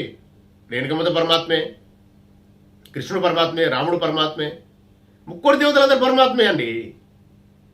గురువులు కూడా పరమాత్మలే, వారు అంశంతో వచ్చిన వారందరూ. వేరే గురువుల విషయం నాకు తెలియదు. పరమాత్మలు అంటే పరమాత్మ, నువ్వు పరమాత్మే, నేను కూడా పరమాత్మే. ఆ పరమాత్మ రూపం రావాలనే దత్తప్రభు యొక్క ఆలోచన, ఆశయం ఇదంతా. ఆయన లెవెల్, నువ్వు పరమాత్మ బిడ్డా, ఒకప్పుడు నువ్వు తగ్గిపోయినవు, నీ పవర్ తగ్గించుకున్నావు, నీ కాస్మిక్ ఎనర్జీ తగ్గించుకున్నావు, కాబట్టి దత్తయోగ సాధన చేసి నా అంత వాడిని కా అని చెప్పేవారు దత్తప్రభు ఒక్కరే. ఇది అందరికీ చెప్తుండ్రు, మీకు చెప్తున్నారు, నాకు చెప్తాను. దాన్ని స్వీకరించక ఏమో మాట్లాడి ఏదో చేస్తూ ఇలా అర్థం చేసుకుంటూ దత్తార్పణం అండి. జయ గురుదేవ దత్త. ఇది నాకు అర్థమైన విషయం, మధ్యలో ఇదండి. మళ్ళీ మన ఆఖరుకు మన విషయం మాట్లాడుకుందాం. ఇది ఇందులోనే అర్థం చేసుకోగలరు ప్రారంభ కర్మలు ఎందుకు దూరం చేసుకోవాలనేది. దత్తయోగ సాధన కంపల్సరీ. స్వపర భేదాలు విడిచిపెట్టడం నేర్చుకోండి. జయ గురుదేవ దత్త. నాకు అర్థమైన విషయం అండి, అది చెప్పిన వీడియోకి వెళ్దామండి. అన్నిటికీ ఏకైక రూపం శ్రీ గురు దత్తాత్రేయ ప్రభులే.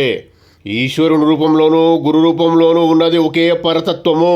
అందువలన గురువునకు ఈశ్వరునకు భేదం లేదు. ఇరువురి యందు ఒకే ఉత్కృష్టమైన భక్తి కలిగి ఉండాలి.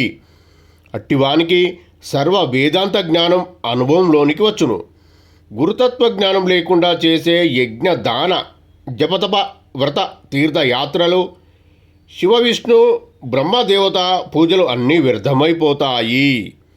యంత్రతంత్ర మంత్ర సాధనలన్నీ కూడా నిష్ఫలమైపోతాయి. ఎందుకనంటే దేవతలందరి రూపంలో ఉన్న ఈశ్వరుడే గురు రూపంలో వచ్చి శ్రీ పూర్ణ పరబ్రహ్మ పరమాత్మగా ఉండి ఈ సాధనలన్నీ చేపిస్తున్నాడు. అందులో ముఖ్యమైనది మహాదత్త యోగము. ఇది ఖచ్చితంగా అందరూ, ప్రతి మానవుడు, ప్రతి జ్ఞానమున్నవారు మానవుల కిందికి వస్తారు. వారందరూ తెలుసుకొని నేర్చుకోవలసి నా విషయము మరియు పాటించవలసిన విషయము. ఎలా పొందాలో అనేది ముందు ముందు వచ్చే ఆ సాధన ఎలా చేసుకోవాలనే విషయం నేను తెలియజేస్తూనే ఉన్నా. మనము తెలుసుకొని మనము శ్రీ గురుదత్త ప్రభువులు మన కృతార్థులు చేసే కొరికే వచ్చినారు. వారిని మనము గుర్తుంచుకొని వారి ఆశ్రయం పొందాలే. సర్వదా శరణం నాస్తిత్వ శరణమే అన్నట్టు వారిని సర్వదా శరణం పొందిన వారికే ఈ అర్థాలు అర్థమవుతాయండి. గురుభక్తి లేకుండా సాధన చేస్తే నేను కాబట్టి ఇంత బాగా చేస్తున్నానని అహంకారం తలెత్తి వ్యర్థమైపోతాయి. లోకంలోని సుఖదుఖాది ద్వంద్వముల వలన కలుగు తాపములన్నీ శ్రీ గురుదత్త ప్రభుల చరణ ద్వంద్వం ఆశ్రయించగానే నివారణమగును. జగత్తంతా గురు బ్రహ్మ స్వరూపమేననియు సర్వతీర్థములు దర్శించి స్నానం చేసిన ఫలం కేవలం గురు పాదోదకమును సేవించి శిరస్సుపై ధరించినంతనే లభించును. గు అంటే అజ్ఞానమైన చీకటిని పారద్రోలి, రు అంటే జ్ఞాన జ్యోతిని వెలిగించేవాడు గురువని గురు శబ్దమునకు అర్థము. శాస్త్రజ్ఞానం లేనివాడు కూడా అనన్య గురుభక్తి వలన జ్ఞానము మోక్షమును పొందును. గురుదేవుని నివాసమే కాశీక్షేత్రము, పాదోదకమే గంగాతీర్థము, గురువే విశ్వేశ్వరుడు, గురువు ఉపదేశించు బ్రహ్మ నిశ్చయ యజ్ఞానమే తారకమైంది.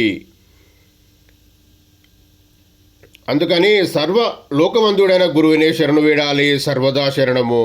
ఇలా అనేక గురుతత్వ విషయాలను శ్రీ గురుదత్త ప్రభులు మనకు తెలుపుతూ ఉన్నారు. గురుగీత అనే గ్రంథంలో కూడా ఈ విషయం ఉందండి. విశ్వం యొక్క సృష్టి స్థితి లయములనే మహాకార్యంలో ఎందరు దేవతలు పనిచేయుచున్నారో వారందరి రూపంలోనూ పనిచేయుచున్న ఏకైక దైవం దత్తాత్రేయుడు. ఆయన యొక్క అనంత కోటి కళ్యాణ గుణములు ధరించిన వివిధ రూపములే దేవతలందరూ. దేవతలందరి వేషమును ధరించిన ఏకైక వేషధారి శ్రీ గురుదత్త పరబ్రహ్మమే. దేవతలందరి ద్వారా కర్తవ్య నిర్వహణము చేయుచున్న దైవం దత్తాత్రేయుడే. దత్తాత్రేయులందరికీ వారి వారి కర్తవ్యములను నిర్దేశించి చక్కని సమన్వయంతో పనిచేయించే మహా ప్రాజ్ఞా స్వరూపము అయినవాడు శ్రీ గురుదత్త ప్రభులు. వారే పూర్ణ పరబ్రహ్మ పరమాత్మ. ధర్మం నశించినప్పుడు ధర్మము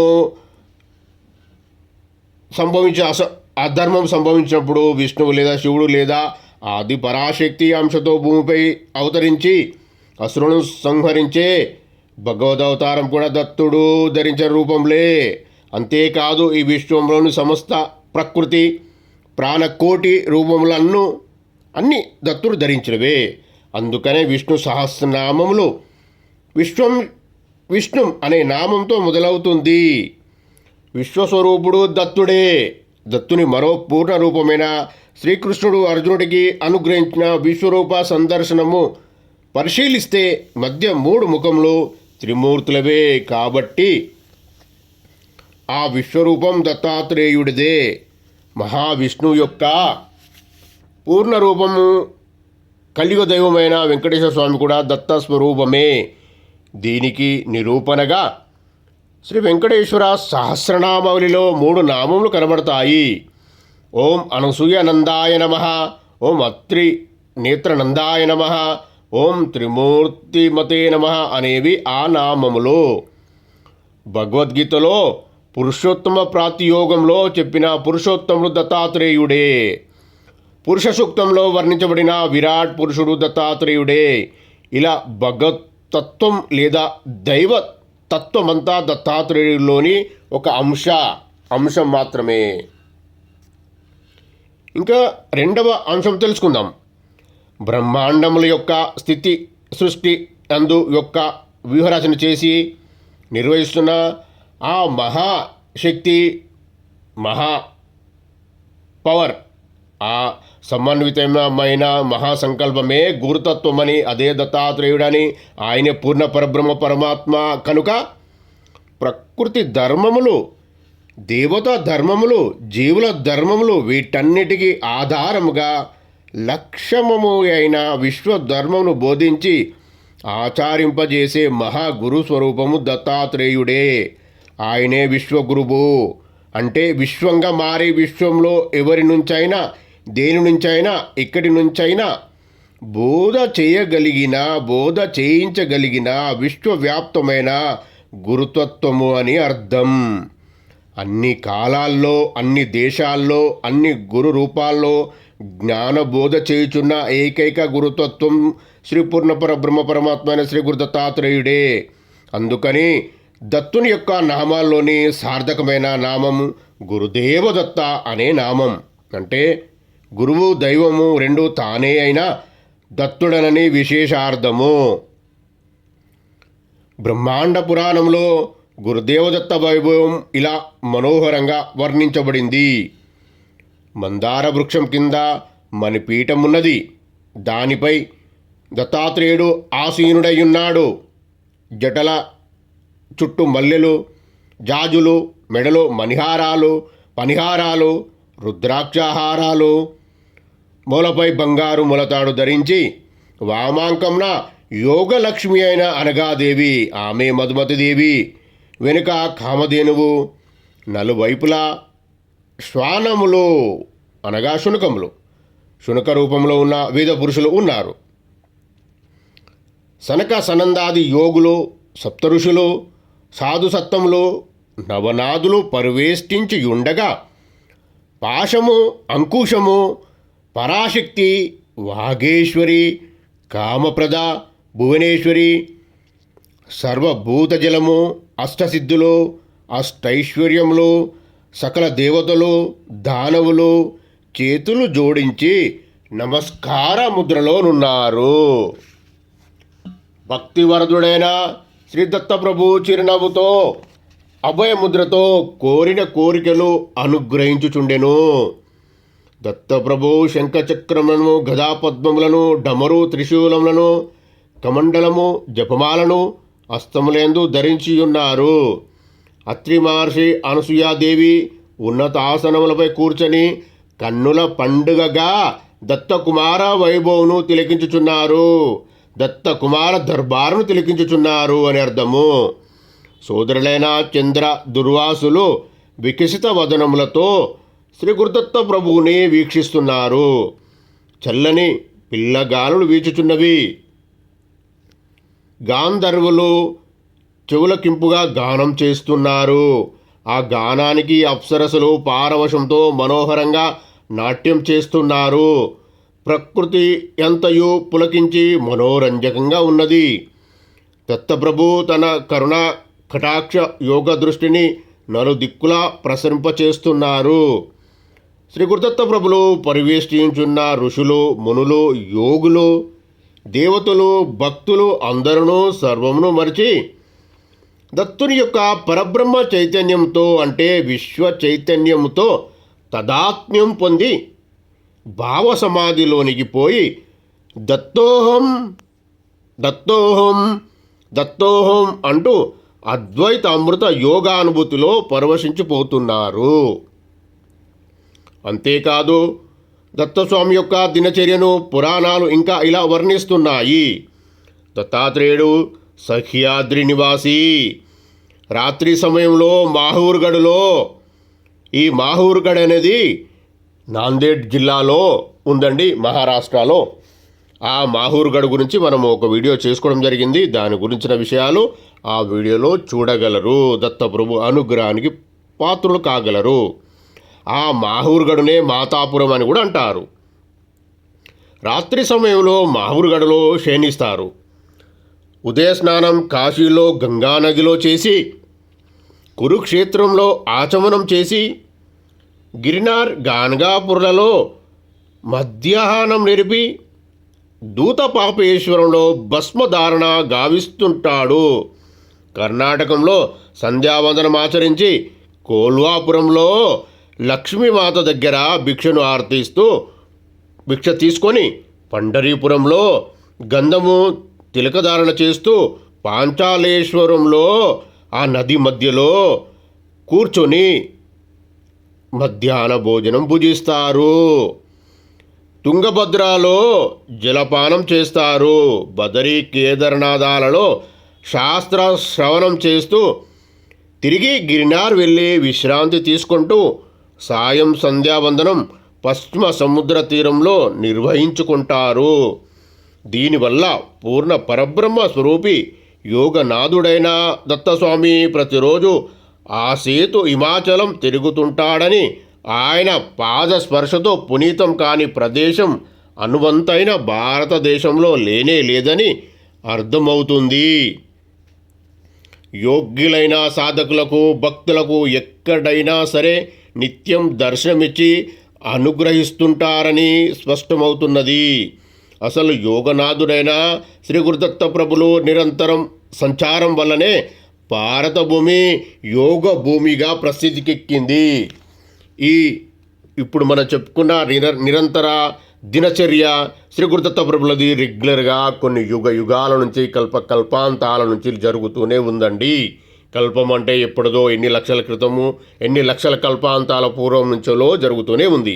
ఆ పూర్తి విషయము అవగాహన ఎవరికి అంతగా లేకపోవచ్చని నేను అనుకుంటున్నా. దత్తార్పణం. జై గురుదేవదత్త.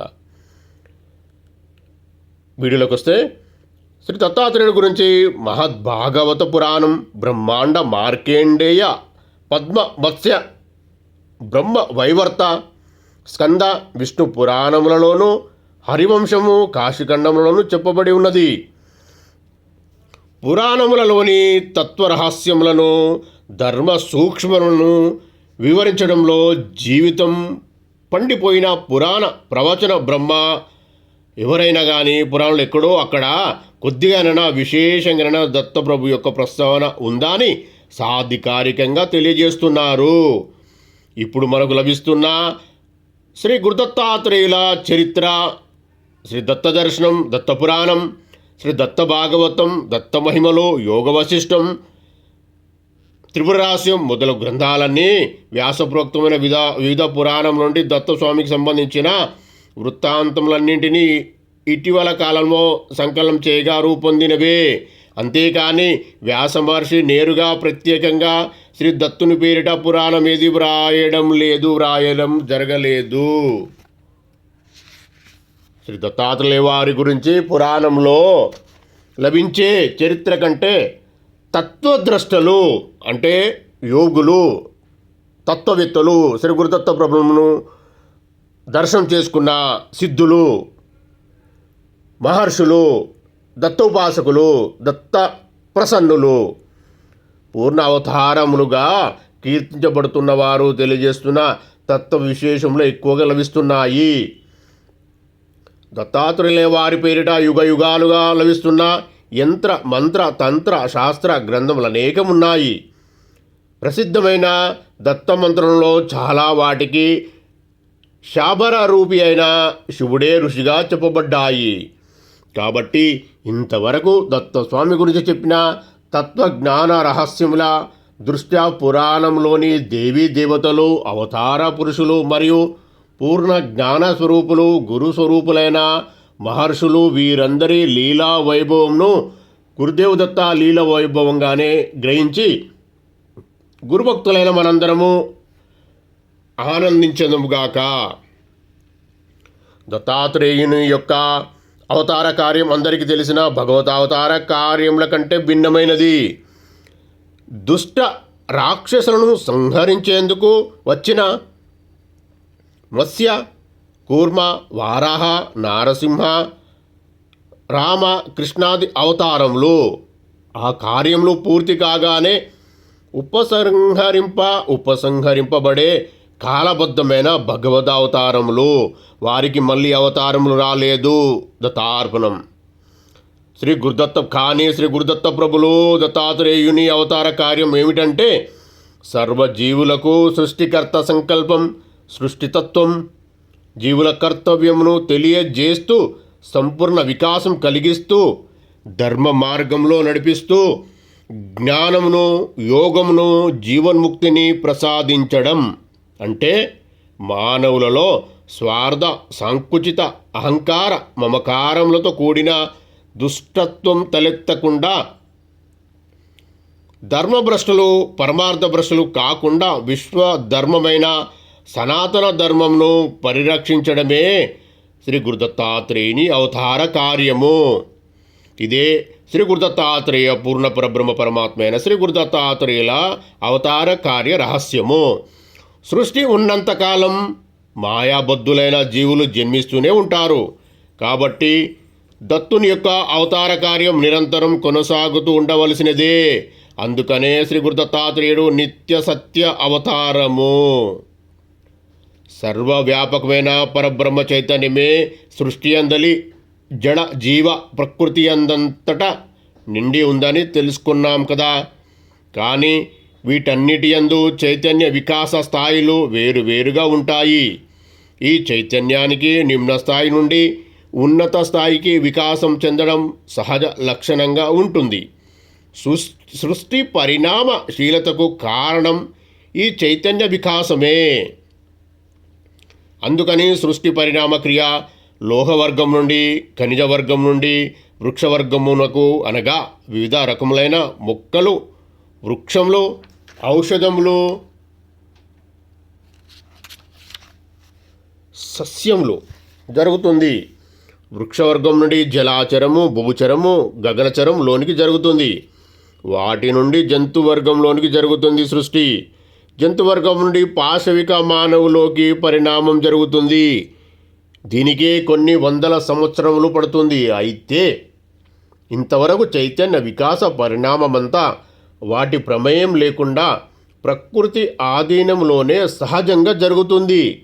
కానీ ఇక్కడి నుంచి వికాస పరిణామం కుంటుపడి విపరీత పరిణామాలకు దారితీస్తుంది. ఈ దశ నుంచి మానవులలో స్వతంత్రమైన యోచన గల మనస్సు పనిచేయడం ప్రారంభిస్తుంది. ఇక నుంచి విశ్వేశ్వరుని సృష్టి అయిన ఈ విశ్వనాటక రంగస్థలం మీద నాంది ప్రస్తావన ముగిసి రసవత్తరమైన అసలు నాటకమనానికి తెరలేస్తుంది. మాయాశక్తి ప్రభావంతో కాలక్రమేణా మానవులలోని నేను, నాది, నావారు అనే స్వార్థ సంకుచిత భావాలు రాగ ద్వేషాదులు అనే పాశములతో త్రాళ్లతో బంధింపబడి పశు స్థాయిలో జీవనానికి దిగజారుతాడు. మానవ స్థాయిలోనికి వచ్చాక బుద్ధి, శక్తి, ఆత్మ, ప్రకాశం, ధర్మదృష్టి ఉన్నప్పటికీ అవి నివురు కప్పిన నిప్పులాగా నిర్వీర్యమైపోతాయి. ఇక జీవ పరిణామం తిరోగామన దిశలోనే కానీ పురోగమన దిశలో సాగే అవకాశం ఉండదు. ఈ జీవ వికాస తిరోగామన పురోగమన స్థాయిలు వేరువేరు కాలాల్లో వేరువేరు దేశాల్లో వేరువేరు విధంగా ఉంటాయి. వారి బుద్ధుల యొక్క విషయ గ్రహణ శక్తి కూడా వేరువేరుగా ఉంటుంది.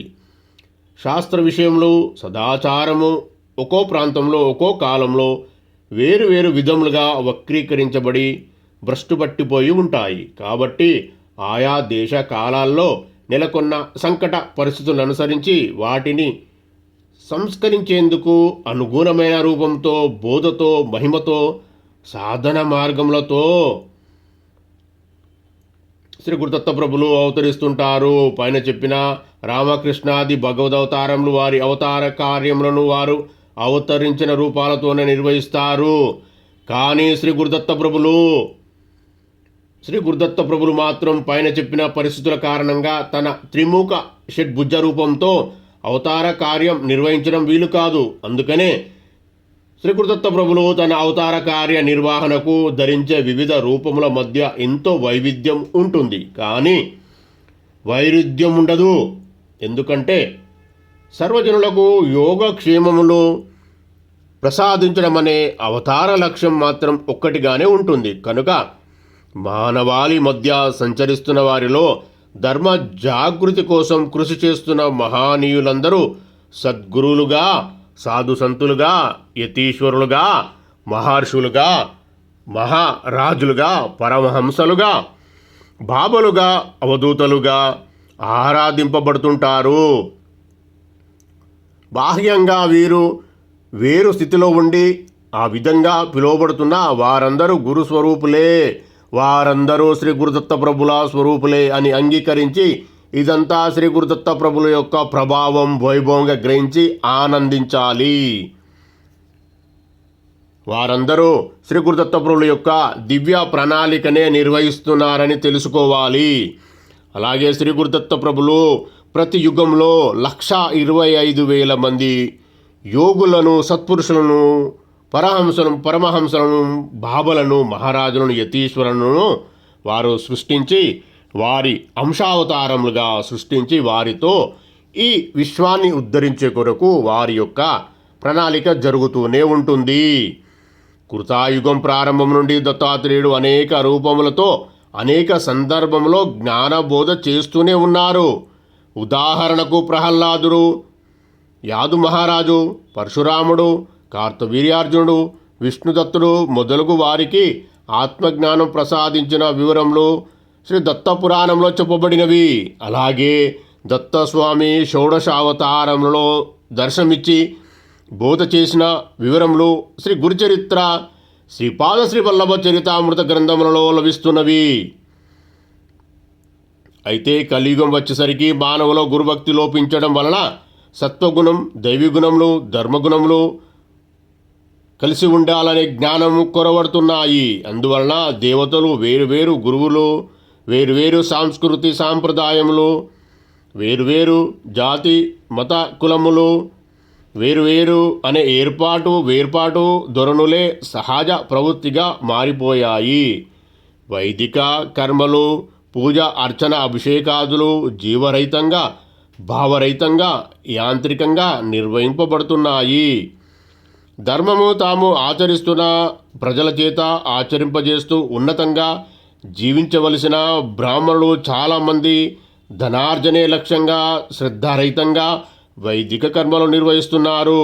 అందుకని ఇట్టి తరుణంలో శ్రీ గురుదత్త ప్రభులు పూర్వయుగములలో కంటే ఎక్కువ ప్రకాశంలోనికి కలియుగంలో రావలసిన అవసరం ఏర్పడింది. అందుకని శ్రీ గురుదత్త ప్రభులు కలియుగంలో ప్రప్రథమంగా క్రీస్తు శకం 14వ శతాబ్దంలో అంటే 1320 నుండి 1950 సంవత్సరాల మధ్య శ్రీపాద శ్రీవల్లభులుగా ఆంధ్రప్రదేశంలో తూర్పు గోదావరి జిల్లాలో పిఠాపురంలో అనే గ్రామంలో అవతరించారు. ఇది కలియుగంలో ప్రప్రథమ దత్తావతారం మాత్రమే కాదు, ప్రధానమైన దత్తావతారము. ఇది గుర్తుంచుకోవాలి. ప్రతి గురువారం మనం పారాయణం చేస్తున్నది శ్రీ గురుదత్త ప్రభులైన కలియుగ ప్రత్యక్ష ప్రధాన అవతారమైన శ్రీపాద శ్రీవల్లభ చరితామృతము. సర్వ విధములైన భ్రష్టమైన మానవ జాతిని ఉద్ధరించేందుకు ఎంతో విస్తృతమైన పటిష్టమైన దివ్య ప్రణాళికతో శ్రీపాదవల్లభుడు దిగివచ్చారు. వారే మరలా నరసింహ సరస్వతిగా మహారాష్ట్రలో అవతరించారు. వీరి ఇరువురి చరిత్రయే గురుచరిత్ర. ఆ గురుచరిత్ర అద్భుతమైన పారాయణ గ్రంథము. ఆ పారాయణ గ్రంథం చాలా ప్రసిద్ధి చెంది ఉన్నది. గురుతత్వ జ్ఞానమునకు, గురుభక్తి సాధనకు, గురు సమాగమునకు, గురుకృప కొరకు సాటిలేని సాధన గ్రంథంగా వెలుగొందుచున్నది గురుచరిత్ర. మానవ జాతి సంపూర్ణ వికాసం కోసం దత్తుని యొక్క దివ్య ప్రణాళిక శ్రీపాదుల పర్యవేక్షణలోనే కలియుగ అంతం వరకు నడుస్తుంది. అందుకనే అన్ని దేశాల్లోనూ, అన్ని కాలాలలోనూ, అన్ని మతములకు, అన్ని ఆధ్యాత్మిక సాంప్రదాయములకు చెందిన మహానీయులందరూ ప్రత్యక్షంగా కానీ పరోక్షంగా కానీ శ్రీపాద శ్రీవల్లభులతో సంబంధం కలిగి వారి దివ్య ప్రణాళికలోనే ఒదిగి ఆధ్యాత్మిక పునర్జీవనానికి, సనాతన ధర్మ పరిరక్షణకు కృషి చేయుచున్నారు.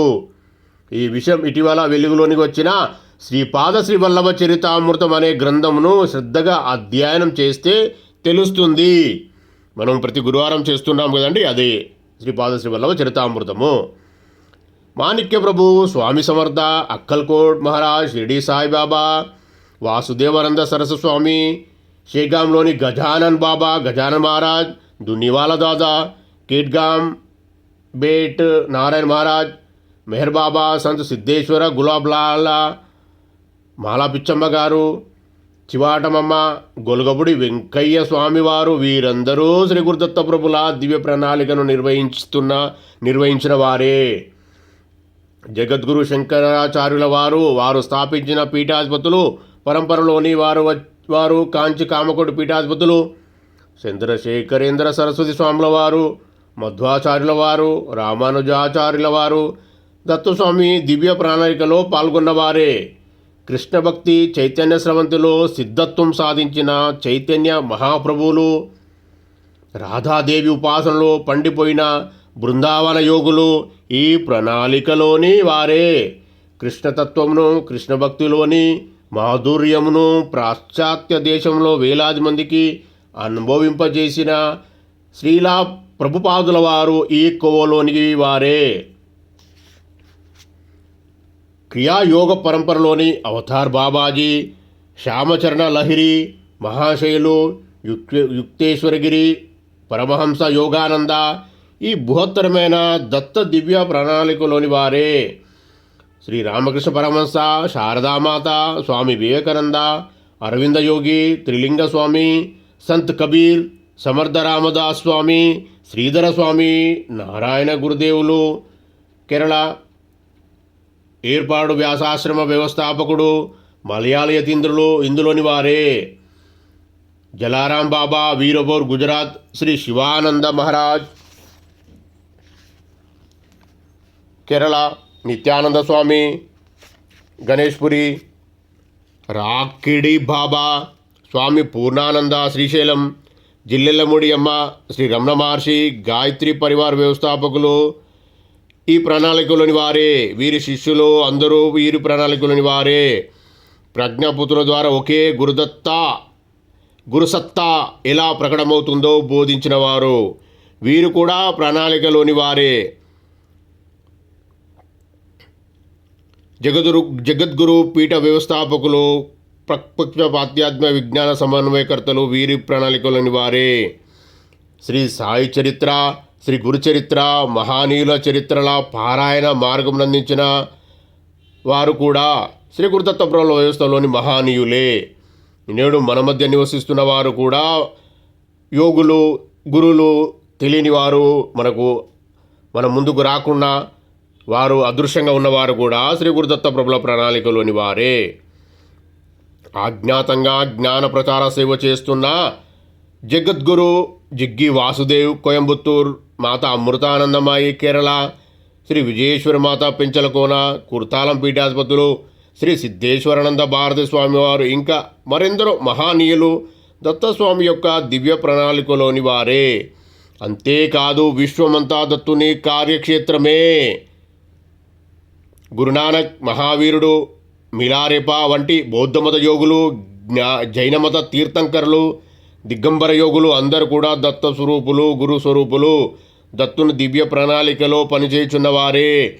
కాబట్టే గిరినార్లో వీరి క్షేత్రాలు కూడా అక్కడ ఉన్నవి. ఇది అర్థం చేసుకోవాలి.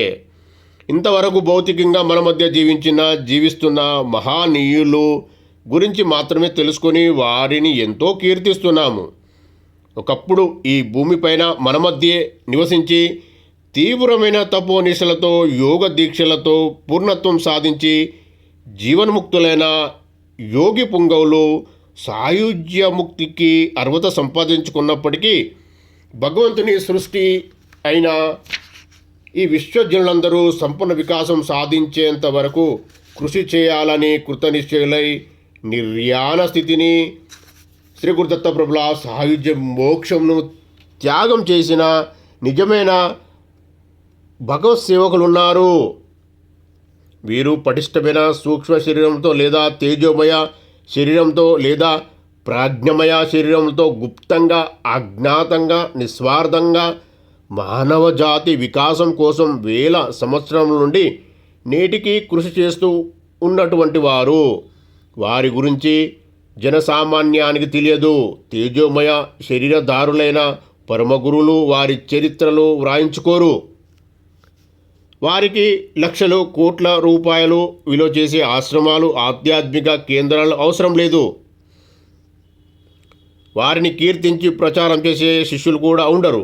కానీ ఎవరైతే ధర్మాచరణశీలురై, నిష్కాములై, పరహిత జీవనమే లక్ష్యంగా, సద్భావనలతో, సత్కర్మాచరణతో త్రికరణ శుద్ధిగా దీవించాలనుకుంటారో వారి హృదయములను అధివాహించి వారికి అవసరమైన శక్తి సామర్థ్యమును, మనోబలమును, ఆత్మబలమును ఈ పరమ గురువులు అందిస్తారు.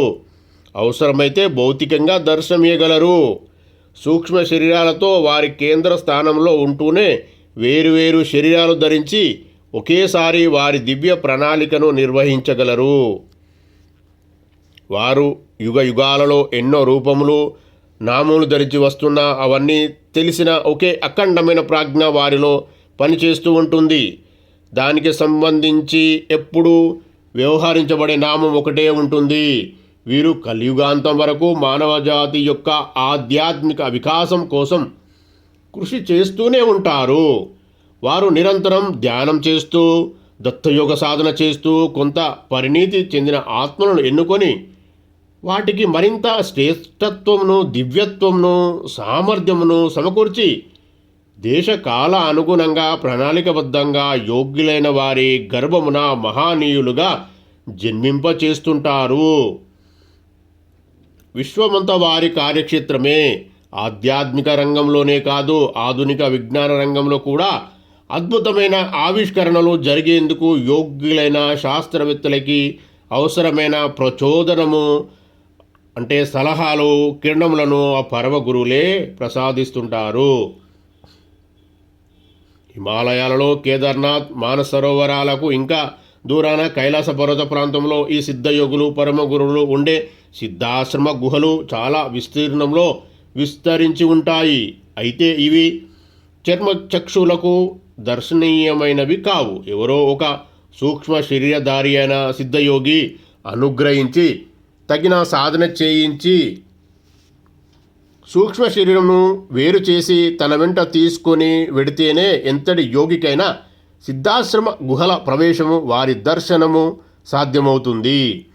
సిద్ధయోగులు వారి దర్శనము, అనుగ్రహం ప్రసాదించి కర్తవ్యము నిర్దేశించి మరలా ఆ యోగి యొక్క స్థూల శరీరంలో ప్రవేశపెట్టి వెళ్ళిపోతారు. వీరందరికీ ప్రభు శ్రీ గురుదత్త ప్రభులే. వీరి అందరి పరంపరలో వశిష్ఠుడు, విశ్వామిత్రుడు, అగస్త్యుడు, కపిలుడు, వ్యాసుడు, శుకుడు, నారదుడు ఈ దత్త యోగులలోని వారే.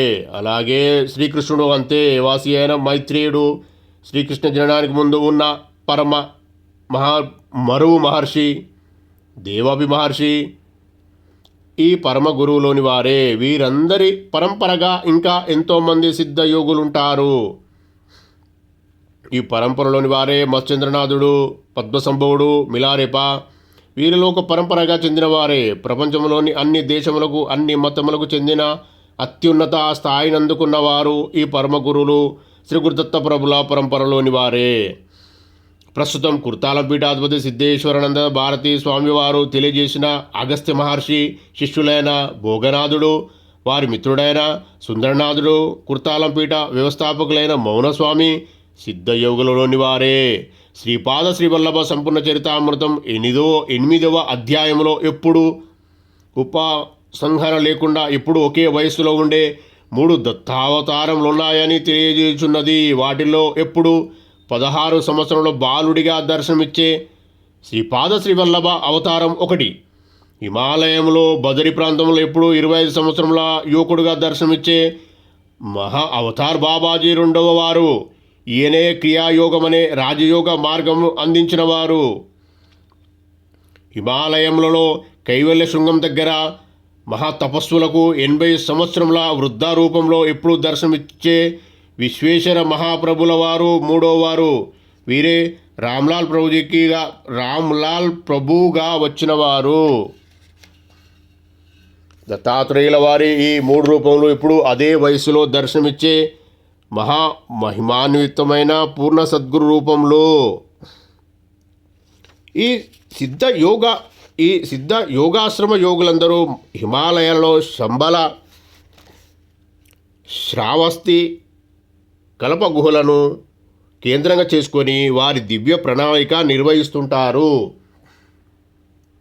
అయితే వీటిలోనికి ప్రవేశం సూక్ష్మ శరీరంతో మాత్రమే సాధ్యం. అది ఇప్పుడే మనం మాట్లాడుకున్నాం. అది కూడా పరమ గురువులు అనుగ్రహించదలుచుకున్న వారికే మాత్రమే. ఇలా భూమిపై నడయాడే పూర్ణ గురుస్వాములు ఎన్ని ఉన్నాయో అంతకంటే ఎక్కువ మంది హిమాలయాలలో ఉన్నత రహస్య యోగ భూమికలలో సూక్ష్మ శరీరంలో సంచరించే పరమ గురువుల వ్యవస్థ ఉంది. వారే భూమిపై ఎక్కడ, ఎప్పుడు, ఏ మహానీయుడు అవతరించి ఎటువంటి కార్యములు నిర్వహించాలో నిర్ణయించి ఆ విధంగా వారి దివ్య ప్రణాళికను నిర్వహిస్తుంటారు. ఇంతమంది మహాత్ములు దివ్య నామములు స్మరించుకోగలిగామంటే శ్రీ గురుదత్త ప్రభుల, శ్రీ పూర్ణ పరబ్రహ్మ పరమాత్మైన శ్రీ గురుదత్త ప్రభుల కృపతో మాత్రమే సాధ్యమవుతుంది. మనం ఆది గురువు, అనంత గురువు, విశ్వగురువు, ఏకైక గురువు దత్తాత్రేయుడే అని చెప్పుకుంటూ వస్తున్నాము. యోగనాథుడు కూడా దత్తాత్రేయుడే అని చెప్పుకొస్తున్నాము. అందుకని పైన చెప్పిన అనేక గురు రూపముల ద్వారా జ్ఞానబోధను, యోగమును అందిస్తున్న గురుతత్వం ఒకటే. అదే దత్తాత్రేయుడు. ఆయా మహానీయుల చరిత్రలో కొన్నిటిలో దత్తాత్రేయుల వారితో సంబంధం చెప్పబడి ఉండకపోవచ్చు. కానీ మూల గురుతత్వం, పరబ్రహ్మతత్వం దత్తాత్రేయుడే అని నిరూపణ చేయబడినప్పుడు మహాత్ములందరూ గురుస్వరూపులు, దత్తస్వరూపులు అని అంగీకరించడమే వికసించిన తత్వదృష్టికి లభించే జ్ఞానామృతము. అనంతంగా సాగే దివ్య దత్త చరిత్రం అనే మహాగ్రంథంలో ప్రతి మహానీయుడి జీవితం ఒక్కో అధ్యాయం వంటిది అనే తత్వగుణ జనిత భావంతో అంగీకరించాలి. అధ్యయనం చేసి ఆరాధించుకుంటూ ఇదంతా శ్రీ గురుదత్త ప్రభులు మనకిచ్చిన ఆశీర్వాదంగా భావించి ఆనందించాలి. శ్రీ గురుదత్త ప్రభులు ఒక వటవృక్షమైతే ఆ మహాత్ములందరూ దాని ఆకులు, రెమ్మలు, కొమ్మలు, ఊడలు వంటివారు. ఈ మహాదత్తయోగము, విశ్వయోగ సాధనకు దత్తాత్రేయుడు సకల గురుస్వరూపుడు అనే అవగాహన అత్యంత ఆవశ్యకము.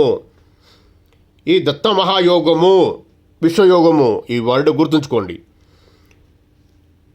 సారాంశం ఏమనగా శ్రీ గురుదత్త ప్రభులు దత్తాత్రేయుడు తన అవతార కార్య నిర్వహణ గతంలో, వర్తమానంలో, భవిష్యత్తులో మహనీయులందరి ద్వారా కల్పాంతం వరకు నిర్వహిస్తూనే ఉంటారు. అందుకే నేను ఇంతకుముందు చెప్పిన విషయంలో వీడియోలలో శ్రీ గురుదత్త ప్రభులు ఆది అందు ఉంటారు, అంతమందు ఉంటారు అని చెప్పడం జరిగింది. ఆయన యొక్క త్రిముఖ షడ్భుజ రూపమైన ఆయన యొక్క త్రిమూర్తాత్మక తత్వమును తెలియజేసే మూల పరబ్రహ్మ రూపము. అయితే ఆయన అవతార కార్యము మాత్రం దేశ కాలానుగుణంగా మానవుల యొక్క భిన్న భిన్న సంస్కారములకు అనుగుణంగా అనేక గురురూపములను ధరించి నిర్వహిస్తుంటారు శ్రీ గురుదత్త ప్రభులు. శ్రీ గురుదత్త ప్రభులు వారు అనుకుంటే చెయ్యనిది కానిది అంటూ ఉండదండి. శ్రీ గురుదత్త ప్రభుల కృపా కటాక్షము అంత పెద్ద మొత్తంలో ఉంటుంది. మనము ఈ విషయము ఈ ఎపిసోడ్లో ఇదే వీడియో అండి. మళ్ళీ వచ్చే వీడియోలో మనం కలుసుకుందాం. శ్రీ గురుదత్త ప్రభుల గురించి ఎంత చెప్పుకున్నా సరిపోదండి. ఈ విషయము చాలా గోప్యమైన విషయము, చాలా మంచి విషయాలు ఉన్నాయి. జాగ్రత్తగా విని మీరు అర్థం చేసుకోగలరు. జయ గురుదత్త. మనము శ్రీ గురుదత్త ప్రభుల గురించి తెలుసుకున్న విషయాలండి. మనము ఈరోజు వీడియోలో మాట్లాడుకుని మనము తెలుసుకున్నది, నేను చెప్పిన విషయాలు, మనం తెలుసుకున్న విషయాలు చాలా పెద్ద గోప్యమైన విషయాలండి. నేను ఇంతకుముందు ఎపిసోడ్లో మాట్లాడుకుంటూ వారు వేదాల్లో లేదు కొన్ని విషయాలు శ్రీ గురుదత్త ప్రభుల గురించి, ఇంకెవరి గురించో వేదాల్లో లేవు, ఇంకేదో లేదు, ఇంకోది లేదు, శ్లోకాల లేదు, శ్లోకాల వివరించబడలే, గురుచరిత్ర గురించి అని ఎన్నో మాట్లాడారు కదండి. నేను అంతకుముందే చెప్పేసిన, ఎందుకంటే దత్తప్రభు దయ వల్ల మనకు తండ్రి ఇస్తుండండి ఇన్ఫర్మేషను. మనం పూర్తిగా తీసుకొని ప్రశాంత వదనంతో అర్థం చేసుకోవాలి. అంతేగాని అహంకారంతో వేరే అనకూడదు అని అంటలేను నేను.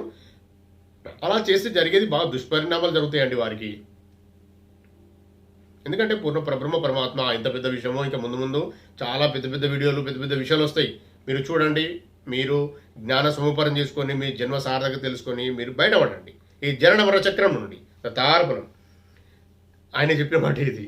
అయితే వారు ఏమన్నారు, వేదాల్లో లేదు, శ్లోకం లేదు, గురుచరిత్రకు చందో పద్ధతిలో మరాఠీ వాళ్ళు రాసినరు అని ఎన్నో మాట్లాడారు కదండి. మరి వేదాలకు ఎక్కడ ఉండండి అండి, బుక్ ఎక్కడుంది వేదాలకు? ఇప్పుడు మనము చెప్పుకున్న వీడియోలలో వస్తున్నాయి, మీరు అర్థం చేసుకోగలరు. ఓన్లీ నాదమే ఉండే అండి, సౌండ్ కూడా కాదు, సౌండ్ చెవులు వినబడడం కాదు, వాయిస్ స్వరపేటికి వలకడం కాదు, లోపలికి వెళ్ళే వినపడేది. తార్పణం పెద్ద రహస్యం అండి ఇది.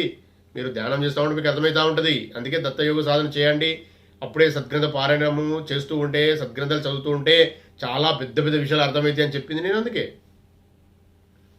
ఓన్లీ వినబడినే ఆట అండి వేదాలు. ఇది ఇంకేమి ఇంతకన్నా ఏం చెప్తున్నప్పుడు అప్పుడు నేను చెప్పిన గ్రంథాలు ఇవ్వండి, గ్రంథాలు లేవు. వీరేదో గ్రంథాలు అడుగుతారు శ్రీ గురుదత్త ప్రభుల గురించి, శ్రీపాద శ్రీ వల్లభ ప్రభు గురించి, నృసింహ సరస్వామి గురించి, వాళ్ళ అవతారం గురించి మాట్లాడుతున్నారు. ఇది ఎంతవరకు కరెక్ట్ అండి అని అడిగిన. ఇప్పుడు ఈ వీడియో తెలిసింది కదండి, ఎట్లా వచ్చినాయి అవి తెలుసుకోమనండి. వాళ్ళు మాట్లాడే వాళ్ళని అడగండి. మీరు అడుగుని అట్లేను. దత్తార్పణం వాళ్ళు మన వీడియోలు చూస్తే అదృష్టవంతులు, లేకపోతే దత్తార్పణం అండి. అంతకనే ఏం చేయలేము. దోషం అంటే దోషాలు జరుగుతాయి, అంతే, ఏం చేయలేము దానికి. దోషాలు అంతకనే మళ్ళీ నేను ఎవరిని తక్కువ చేసే మళ్ళీ నేను. దేవుడు ఎవరు, ఏ దేవుని మొక్కుతారు మీరు? అందరు దేవుళ్ళు మొక్కాలనే ఉంది కదా. శ్రీ గురుదత్త ప్రభులను మొక్కినంత మాత్రం ఇంకోరిని తక్కువ చేయొద్దు అని డిసైడ్ అయి ఉంది. అంటే మిగతా దేవుళ్ళు కూడా అదే చెప్పి ఉంటారు కదండి. మరి తెలియనప్పుడు పూర్తిగా మీరు గ్రంథాలు అంటారు. ఇప్పుడు వచ్చినాయి గ్రంథాలు, ఎలా వచ్చినాయండి? ప్రణవనాదంకి వచ్చినాయి. నేను చెప్పిన ఆల్రెడీ ఆ ప్రణవనాదము ఎంత పెద్దది, ఎక్కడికి వచ్చింది, ఎలా ఉంది, ఎవరిది వారు? ఆ పూర్ణ పరబ్రహ్మ పరమాత్మనే మాట్లాడేస్తారా అండి? తప్పు కదా. అదే విషయం జాగ్రత్తగా ఆలోచించుకొని అర్థం చేసుకొని ముందుకెళ్ళాలి. అంతేగాని క్రిటిసైజ్గా, తర్కంగా ఊకే దాన్ని చించిగేమో చేసి వ్యూస్ కొరకు చేస్తే తప్పండి అది. సరే, ఆ విషయము ఓకే అండి. దత్తప్రభు చూసుకుంటే దత్తార్పణం. ఇప్పుడు మన విషయం చూసుకుంటే ఈ పాపకర్మలు ఎందుకు పెరుగుతున్నాయి అంటే ఇలాంటి విషయాలండి. ఏదో చేయబోయి ఏదో చేస్తానండి అర్థం కాక. అసుర శక్తులు మనల్ని ప్రభావం చేస్తున్నవి. ఈ ఆలోచనలు కూడా సక్రమ మార్గంలో పోవాలంటే దత్తయోగ సాధన, ధ్యానం కంపల్సరీ అండి. ధ్యానము దత్తయోగ సాధన రెండు ఒకటే. మీకు అర్థం కావాలని ధ్యానం అంటున్నా. యాక్చువల్లీ దత్తయోగమే అది. 112 రకాల ధ్యానం ఉన్నా కానీ దత్తయోగమే, అంత దత్తయోగం కిందకి వస్తుంది. అలా చెయ్యండి. చేస్తూ ఉన్న వారికి ఇలాంటి చెడు ఆలోచన కూడా రావండి. చెడు ఆలోచనలు, చెడు చూడడము, చెడు వార్తలు వినడము, ఇట్లాంటి సంఘ వ్యతిరేక పనులు వినడము, సంఘ వ్యతిరేక పనులు చూస్తూ ఉన్నాం. ఇంకా అవన్నీ పాపకర్మలకి క్రియేట్ అవుతాయండి. వార్తలు వినడము, టీవీలు చూడడము, ఇక జరిగేటివి అన్నీ నేను మరీ ఒకరిని మనము పిన్ పాయింట్ చేసి చెప్పడం అనేది నాకు కొంత నాతో కాదండి. తారపురం జయగురుదత్త, అది అర్థం చేసుకోండి మీరే. అలాంటివి కాకుండా మీరు దైవనామ స్మరణ చాలా చేస్తూ ధ్యానం ఖచ్చితంగా చేసేవారికి ఇవన్నీ పక్క జరుగుతాయండి. పక్క జరుగుతూ అప్పుడు ధ్యానంలో భాగంగా చేస్తూ చేస్తూ చేస్తూ ఉంటే ఆ కర్మలు ఎలా తొలగించుకోవాలో కొంత కొంత అర్థమవుతూ ఉంటుంది. నేను చెప్పే విషయాలు పెద్ద పెద్ద విషయాలు ఉన్నాయండి, అవి మీరు చేయలేరు. ఫస్ట్ నేను ఇదివరకు చెప్పిన విషయాలే చేయండి. ఇది గ్రంథాలు శ్రీ గురుదత్త ప్రభుల గురించి తెలియజేస్తూ దైవిక గ్రంథాలు, దైవిక లక్షణాలు అలవాడుచుకునే విషయాలలో దైవ సంపదలు, దైవ జ్ఞానము పంచండి అందరికీ. అన్నదానం చేయండి, అన్నార్థులకు అన్నదానం చేయండి, ఆకలితో ఉన్నవారికి అన్నదానం చేయండి. ఆ జరిగే అద్భుతాలు చూడండి. ఇలా చేస్తూ చేస్తూ చేస్తూ ఉంటేనే మన ప్రారంధ కర్మలు తగ్గుతాయి. పాపకర్మలు, ప్రారంధ కర్మలో పుణ్యకర్మ ఉంటుంది, పాపకర్మ ఉంటుంది, తగ్గుతాయి అవి. కాకపోతే మనం ప్రారంధ కర్మలు తగ్గించుకునే కొరకే వచ్చినాం. ప్రారంధ కర్మ తీసుకొని సంచిత కర్మ నుండి ఆ ప్రారంధ కర్మలనే రెండు ఉంటాయి, పుణ్యకర్మ ఉంటుంది, పాపకర్మ ఉంటుంది. ఆ రెండు కంప్లీట్ చేసుకున్న వారికే పూర్ణ పరబ్రహ్మ పరమాత్మలో లీనమయ్యే అధికారము వారికి అర్హత వస్తుంది. కాబట్టి రెండు తెలుసుకొని పాపకర్మ పుణ్యకర్మలు కూడా మెల్లమెల్లగానే కొన్ని చెప్తా అండి.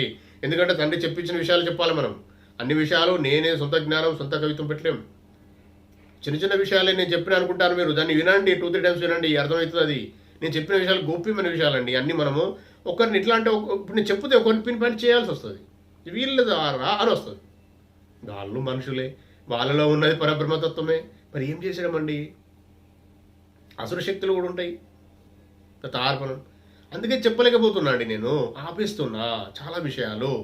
ఎందుకు అంటే వారు ఇప్పుడు ఎందుకు వస్తుంది, ఎందుకు వార్తలు వస్తున్నాయి, ఎందుకు గొడవలు అవుతున్నాయి, ఎందుకు టీవీ చూడాల్సి వస్తుంది, టీవీలో ఒకప్పుడు లేవు కదా. ఇవన్నీటి అర్థాలు మనమే తెలుసుకోవాలండి, ఎవరికి వారే. అవి తగ్గియండి, మౌనంగా ఉండడం నేర్చుకోండి, దైవనామస్మరణలో ఉండండి, దైవం గురించిన విషయాలు చెప్పండి, దైవం గురించిన సత్సంగత్యం అంటారు దాన్నే, సత్సంగం. దైవం గురించి మాటలే మాట్లాడండి. కుంచితత్వం, లోపల ఉన్న కుసంస్కారం తీసేసుకోండి, ధ్యానం చేస్తేనే పోతుంది. అలానే జ్ఞానం బాగా సముపార్జన చేసుకుంటే దైవిక లక్షణాలు అలవడతాయండి. ఆ జ్ఞాన సముపార్జన భాగంగానే మన వీడియోలు వీక్షించండి.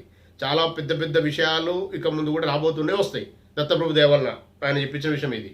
కాబట్టి గుర్తుంచుకొని మీరు దాన్ని అర్థం చేసుకొని ముందుకెళ్ళండి. ఈరోజు ఇంత మంచి వీడియోను శ్రీ గురుదత్త ప్రభుల ఆశీర్వాదంతో మనం చేసుకున్నందుకు శ్రీ గురుదత్త ప్రభులు కోటి సాష్టాంగ దండ ప్రమాణాలు, కోటి కృతజ్ఞతలు. సర్వం శ్రీ పూర్ణ పరబ్రహ్మ పరమాత్మ అయిన శ్రీ గురుదత్త ప్రభులకు కోటి ధన్యవాదాలు, కోటి సాష్టాంగ దండ ప్రమాణాలు. సర్వం శ్రీ పూర్ణ పరబ్రహ్మ పరమాత్మ దత్తప్రభు చరణారవిందార్పణమస్తు. జై గురుదేవ దత్త. మీరు కూడా ప్రశాంతంగా వీక్షించి ఆచరణలో పెట్టుకోండి. మీరు ఇంత ప్రశాంతంగా ఓపిక కొద్దీ విన్నందుకు మీకు కూడా కృతజ్ఞతలు. జై గురుదేవ దత్త. ఈ వీడియో గనుక మీకు నచ్చినట్లయితే లైక్ చేయండి, షేర్ చేయండి, సబ్స్క్రైబ్ చేయండి, దత్తబంధులందరికీ చేరేలా చూడండి. దత్తార్పణం.